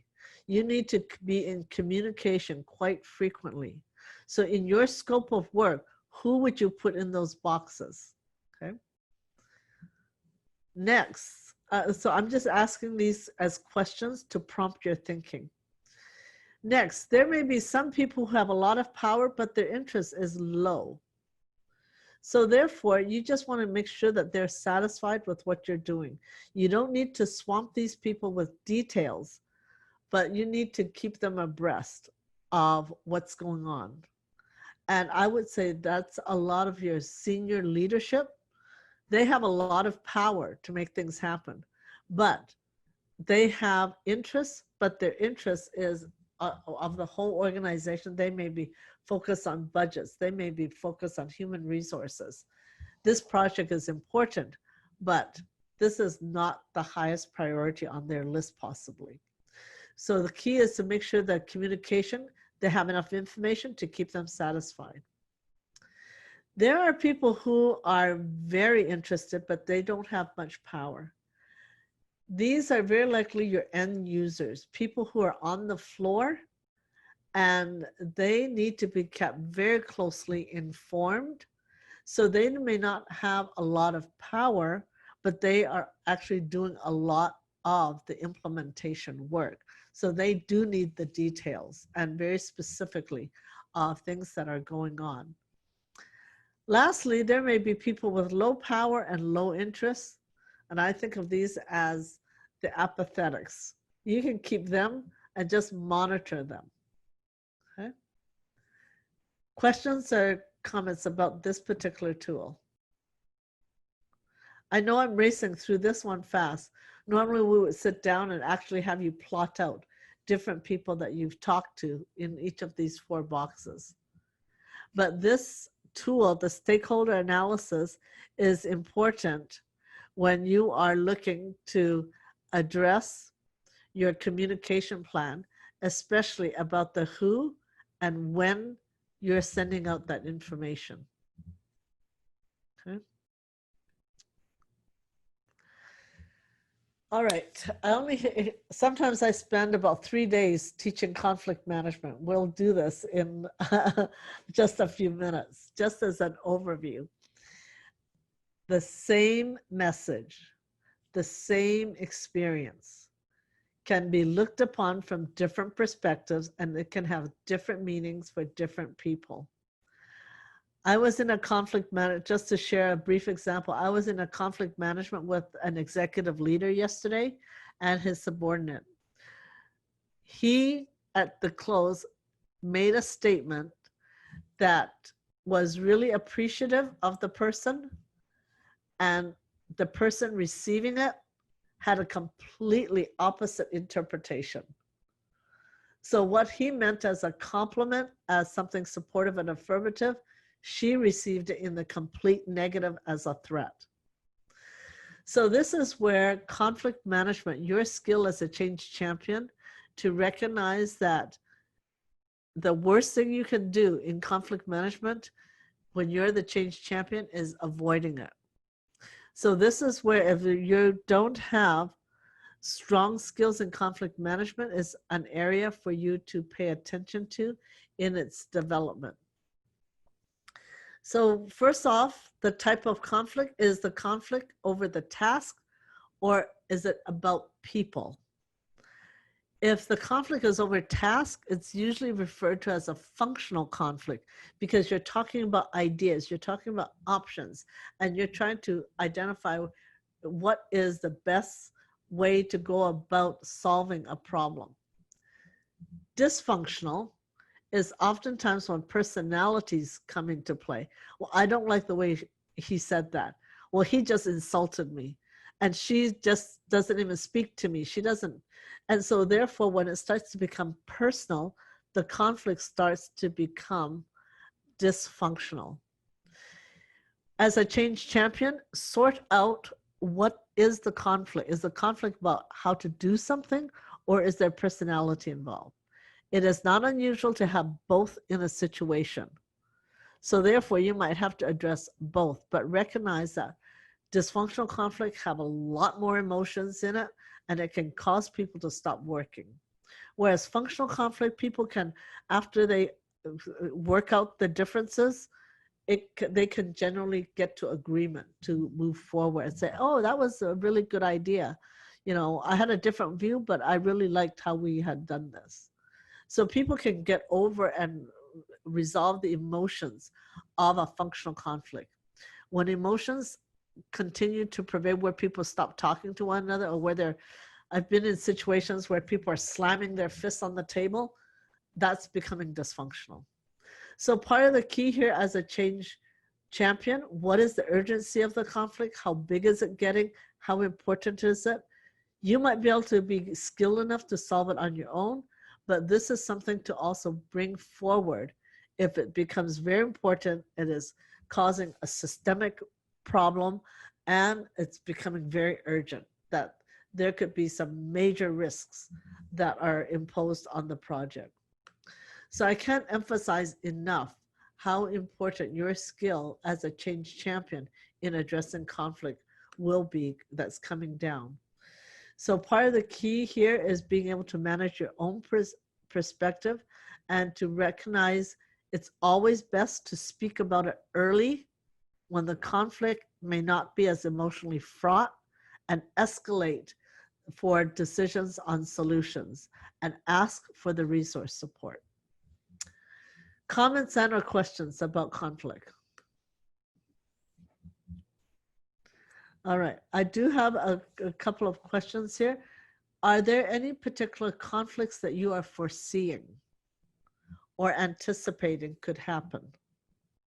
What are some potential areas where you could see a conflict arising? You've had some conversations already. You've had some observations. So where can you see some of these difficulties?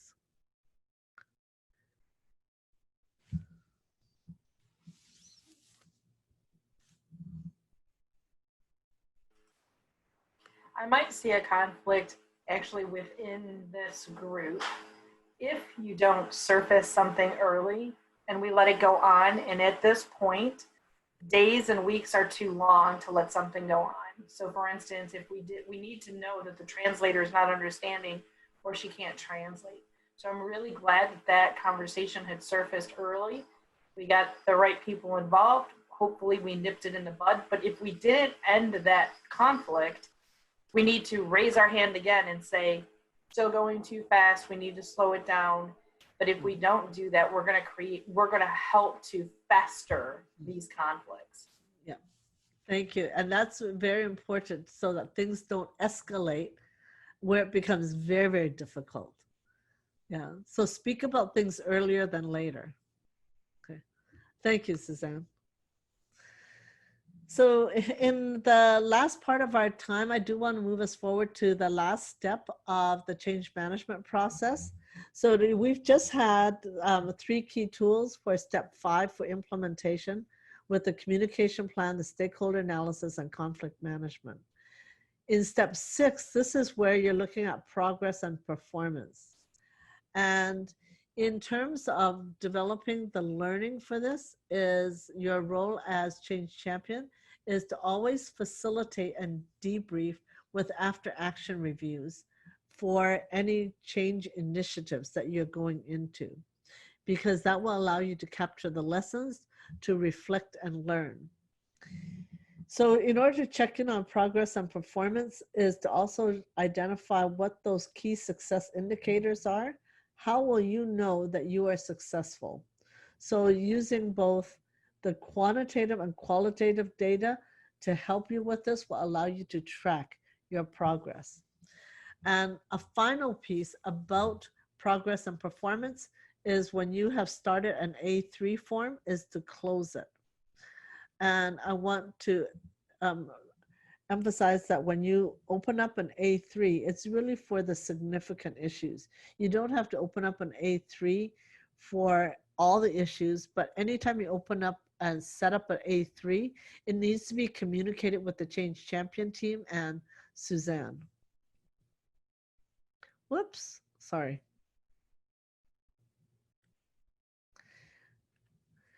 Okay, so here we have homework assignments in moving forward is the case study. Use the 9 steps of the A3 problem solving process to create a case study from your diagnosis of root cause to ideation for change management. So you're going to apply the 9 steps and recognizing each of those steps may also include tools that you're integrating from our change management discussion. Okay. Then also create a RACI chart. And this is where you have an opportunity to practice the different roles and responsibility from the listing of your stakeholders for the case study. And we've had a brief discussion about the transition model of people, where people are in the change process. So you can continue to do a deeper dive in that and then also apply leading in the box to identify and do a Gemba walk.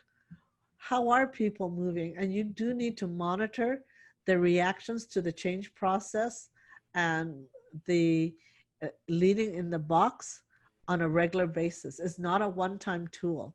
It's one of those tools that you want to use on a regular basis because that's will give you the initial observations for, ooh, something is not going well, or hey, this is really successful. When you're really successful in doing something, it's really important to share your success stories as well.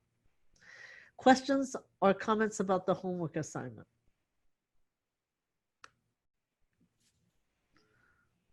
So A3 and a RACI chart, okay? And then being able to use the transition model and leading in the boxes to prepare for sharing. But it's the first two items that will need to have some written documentation to share with the group. Suzanne, any other comments maybe to clarify from your end? I'll do it in the next. When we get Okay. to it. So what's next is to schedule time and identify and connect with all SAP users at your site. So think about all the functions and all the roles, and also being able to set up the bi-weekly team calls. And so what you will be reporting out is to review any outstanding new A3s or outstanding A3s.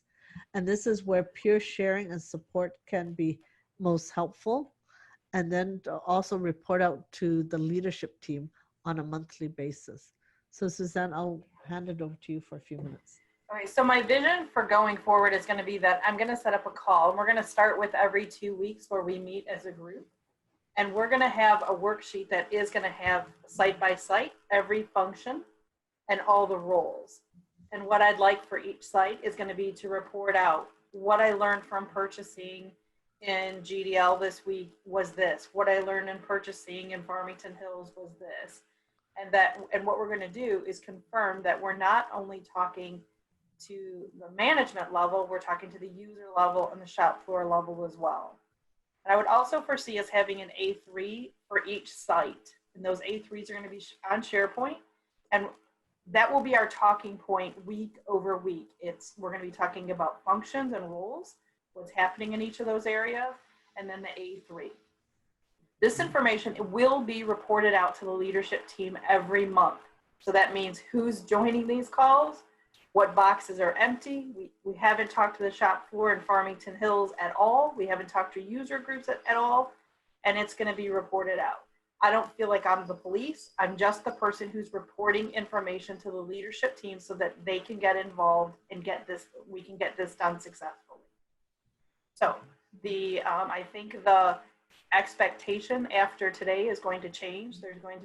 It's going to be really important to me that everybody is present and everybody is doing what they've committed to doing from the beginning of this exercise. Okay. If we need to adjust the timing, we can adjust the timing. If we need to go every week, we'll go every week. If we need to go every 3 weeks, if 2 weeks seems too close, we will do it every 2 weeks. Yeah. Any feedback or comments on that? I do want to say that for a change management process, the bi-weekly is very important, and to stretch it out beyond 2 weeks for a conversation, you will start to lose momentum. And when you have a lot going on, a weekly process is actually important. What questions do you have?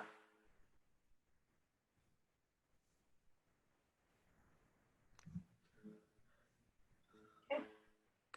All right. Shall we keep moving on? Perfect. Okay. Thank you. Okay. Over 4 sessions, we have covered tools and skills for change management. Okay. And so just in review, if I can ask each person on this call to briefly summarize what they remember about each one of these, okay? I just need one person to speak to each one. And so I am going to do a roll call for this process. So think about ones that you're most familiar with. And I'll have you summarize the key ideas behind each one, okay? Whatever you can remember. So are you ready? So we're going to go in this order. I'm going to call on Tanya first, and then Mike, and then Gabrielle. All right. So just pick one, any one of the 16, Tanya, to just review and summarize. So first, change management process, 6 steps. Okay. I remember of that session that the role, I can say role of the change management. Okay. And it was like facilitator, like get solution and things like this. And what else should I remember? There were a formula there to go to get the success, right? And that's Do you remember the formula? It was attitude was one of the elements, and knowledge, not completely, Diana, but I have the image. I need Okay. I can help you out. Or can anyone else help Tanya out? What do you remember what that formula was for change? Anyone else? Attitude. If I can see my notes, I will have it. Okay. It was D times V times F has to be greater than R. Dissatisfaction times vision times first steps has to be greater than R for resistance. Okay. Good. So you were speaking about the roles of the change champions, but the change management process involves 6 steps. Can anyone else remember what the 6 steps are? I gave you an acronym.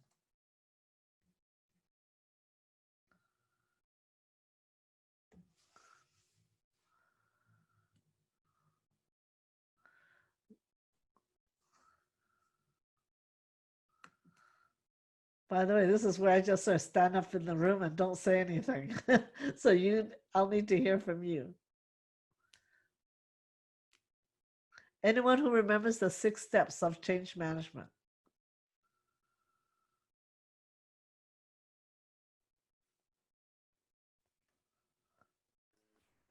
They are identify, diagnose, generate ideas, select solutions, implement those solutions, and check in.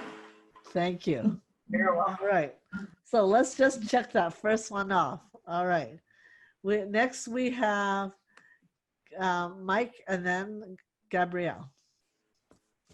All right, I will take the easy one that my manager has drilled into my head recently is the AGC way, so PDCA. Okay. So plan, do, check, act. So essentially make a plan initially, then execute that plan. Once you execute, check and make sure you actually plan and the results that you desired are actually there. And if they are not, then act to modify your plan and repeat as necessary. Okay. Yeah, and often sometimes that CCCCC may have check, check, check, check, check. So the PDCA may have multiple checks. So you may cycle through D and C a bit more. Yep. Great. Absolutely. Thank you. So we don't have to go in order, just like Mike did. Jump to one that you're familiar with. Okay, Gabrielle and then Kenny. Gabrielle, which one can you summarize? Yes, I have identified the gap analysis for the team. It's really important to understand where we are, and then we can to arrive or follow the goal. Okay. Good.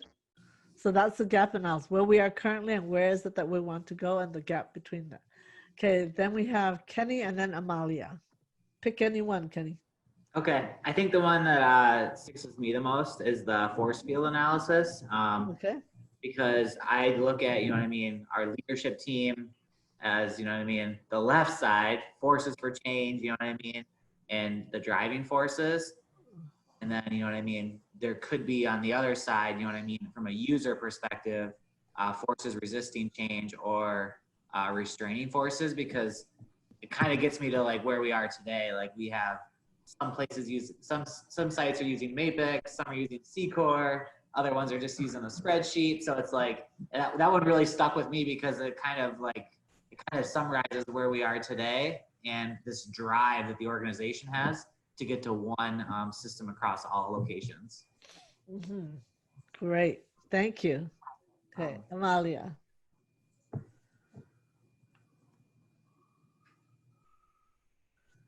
Whoops, you're muted, Amalia. And after Amalia, I'm going to ask Suzanne as well. Sorry. I pick bridge transition curve because it's important to identify in what place is the people are, high energy, neutral zone, or ending. Okay. Neutral zone or ending. Ah, okay, good. That's all. Thank you, Amalia. Suzanne. Maybe my favorite skill is the empathetic listening skills. And that's about seeing things from other people's perspective, putting yourself in their shoes, listening versus talking, and actually just feeling what they're experiencing. And what where I feel like I've been successful in that space is also hearing what they're not saying. Yes, that part is that's a very high level skill of empathy. What are the 4 skills that empathy is based on? So giving your full attention, being positive, encouraging, and being quiet. Wonderful. Thank you. And so what I'd like to do is that when you take this list is to recognize that you could use and integrate these skills. And given the amount of remaining time, I want to see, what questions do you have about any of these tools? Or what you would like me to just clarify some more?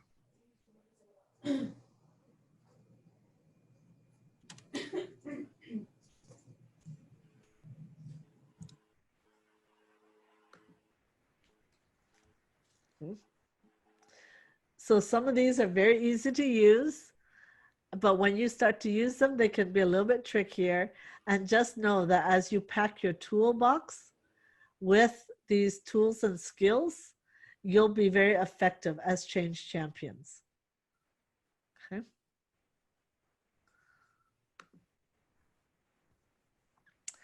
So overall, any questions and answers for one another? Yes, sorry. I take my notes, but I would like to have all this information of your presentations. Yes. I find in the SharePoint, but I don't look this. Could you share? Say that again, Gabrielle. Could you share your presentations, please? Yes. Yes. It will be in SharePoint.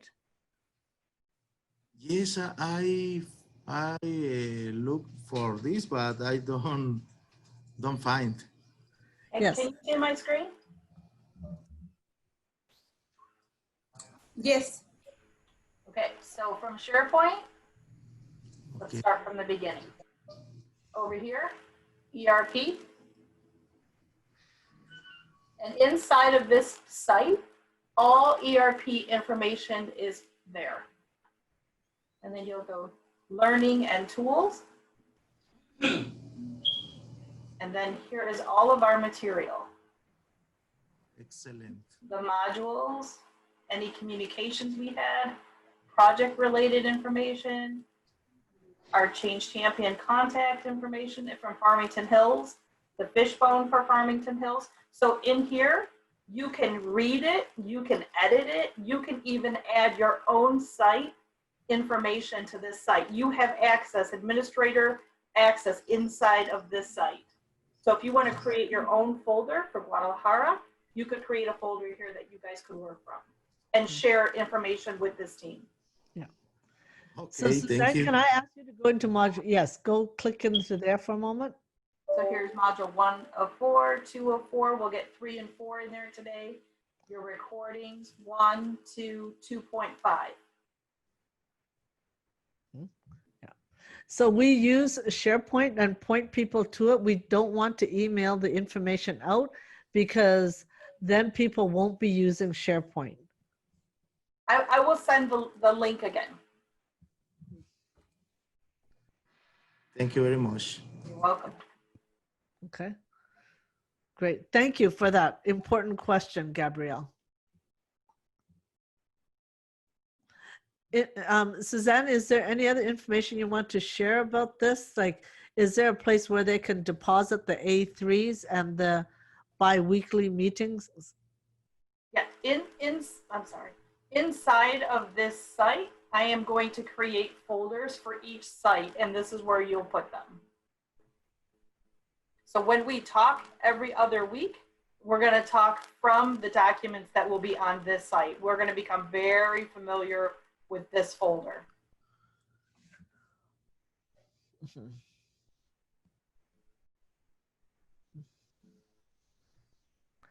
So for the next session that you will have, when you bring the group back together again, they will have information that is stored in here on a schedule, and they can start to populate. If they have a A3 prepared, that this is where they deposit it.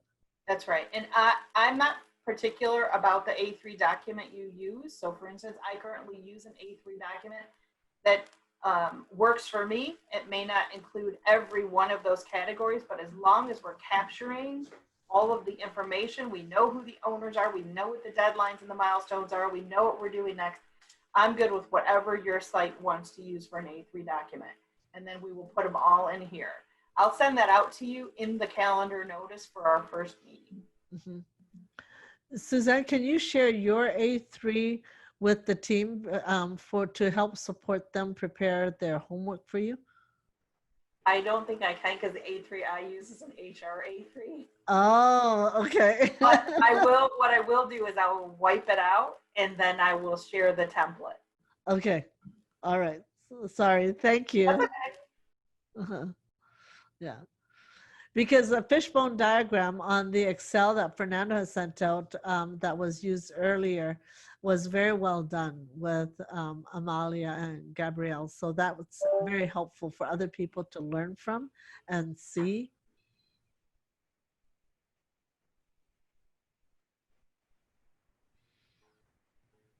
Okay. Anything else about this site, Suzanne? No, just as Diana mentioned, that the information we get from Fernando Garcia is out here as well. So here are some AGC Way tools that you can use as you go through your processes. And this is the one we had completed for Farmington. So it's the same one, I think, Gabby and Amalia, that you used as well. But the template is out here if anybody else needs it. Yeah. And Suzanne, can maybe just briefly identify what's in the Change Champion Communications folder and what's in the project information folder? So this was the maybe the invitation that you had received to join our group. Oh, this was an overview of what a Change Champion. This was the proposal I had made to the SLT just to kick this group off, to say this is what we would do. this is the plan forward. These are who the champions will be. These are the sites that go first. After our sessions, this is what we're going to do next. So this is that presentation. And then the other document is the invitation letter. Yeah. So I think for people to, the slide that you just showed, Suzanne, the PowerPoint slide, may be a helpful refresher for people to review back. Now that we've done 4 sessions of training, being able to see and look back at what was intended and how the training has lined up to support that. So therefore, you will be able to make better sense of how the training fits in with the overall plan for the site change champions as well.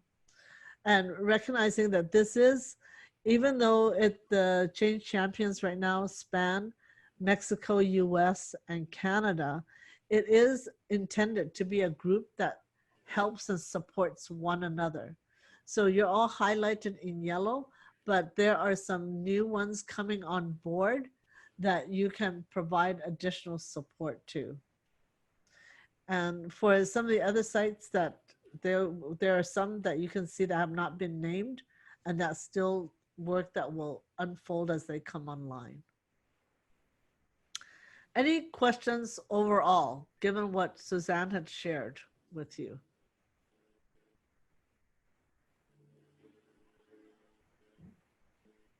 Okay. Thank you, Suzanne. Thank you, everybody. And I look forward to working with you. I think the hard work actually begins now, and we'll have to tap back into these resources and skills that we've learned over the past 5-6 weeks. And thank you, Sunchao, for all the help that you gave us throughout this process. I appreciate all the work you do on these recordings as well. Okay. So Thank if you, I, everybody. yep. So if I could have back my screen, we'll start to close.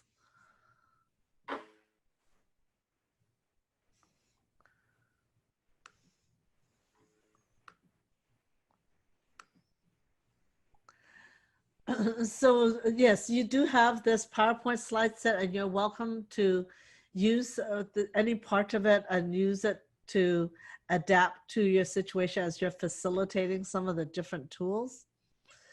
In the work, we'll check out now and take a moment to think about what is one thing you can do to help one another in the change management process. So you're in the very first group of the first cohort of change champions. And as we transition from the training to your bi-weekly meetings, you'll have one in 2 weeks. I want you to think about the long-term process and what is one thing you can do to help one another in the change management process, and what is one key takeaway? I have a second question actually.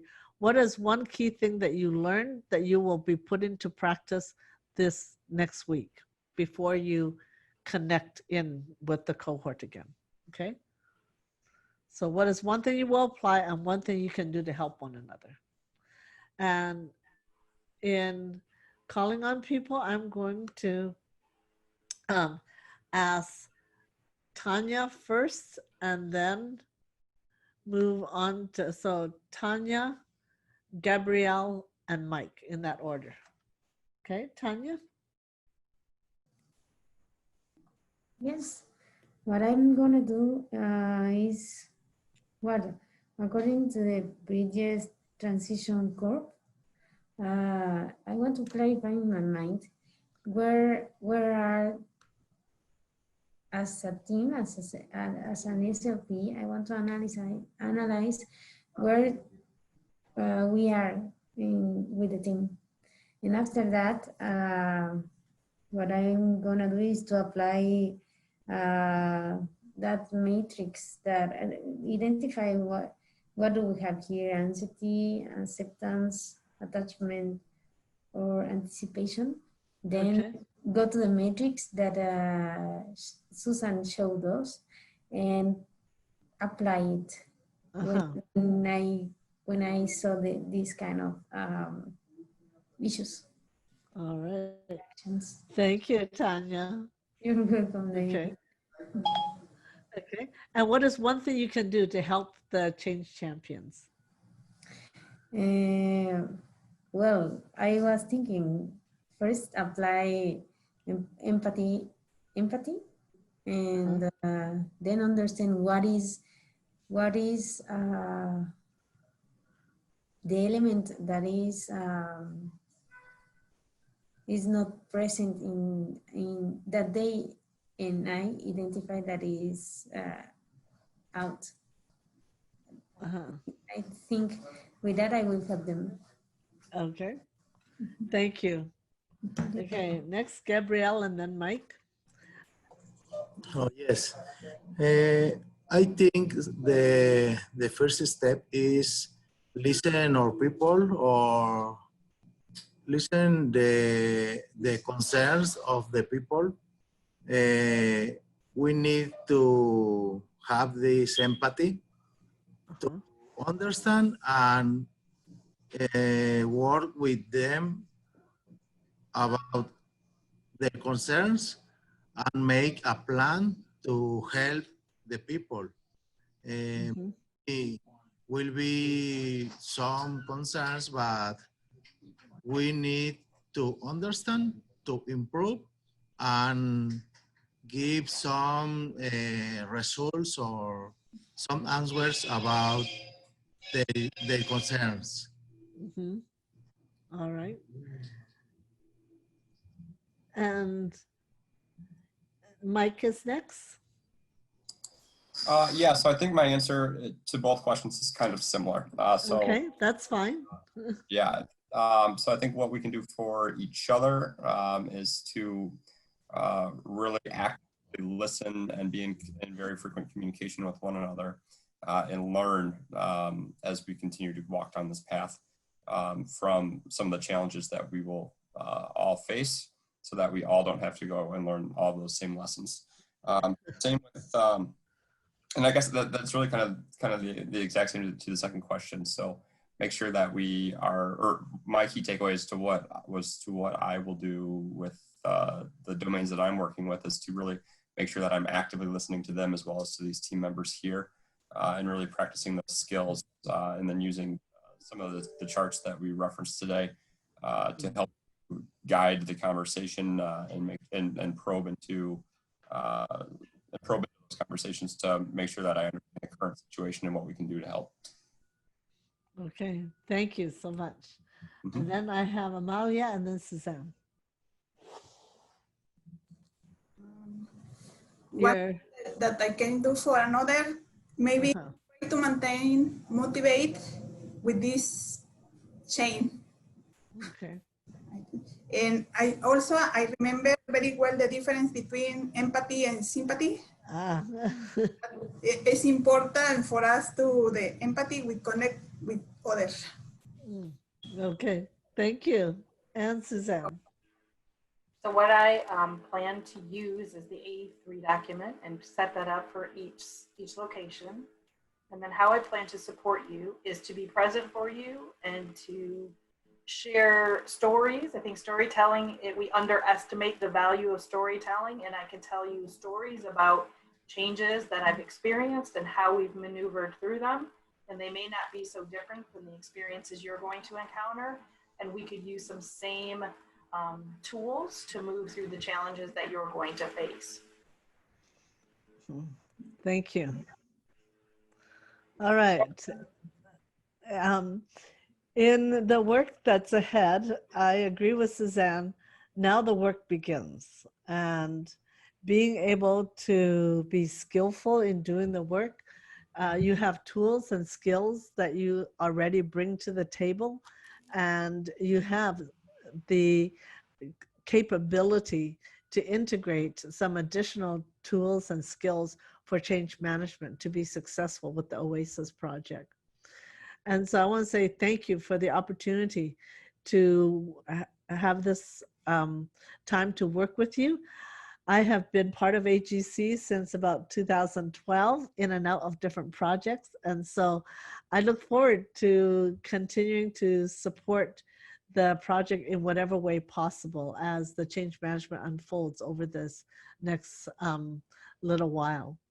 So good luck, and I look forward to hearing about your successes. I know that Suzanne will share with me an update, but I look forward to the next time we meet.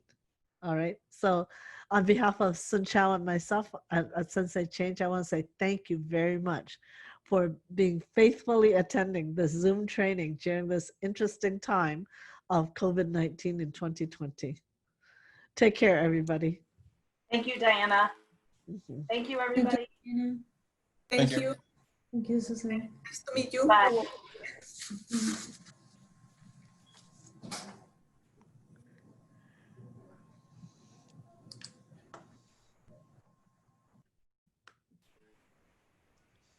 Oh, here we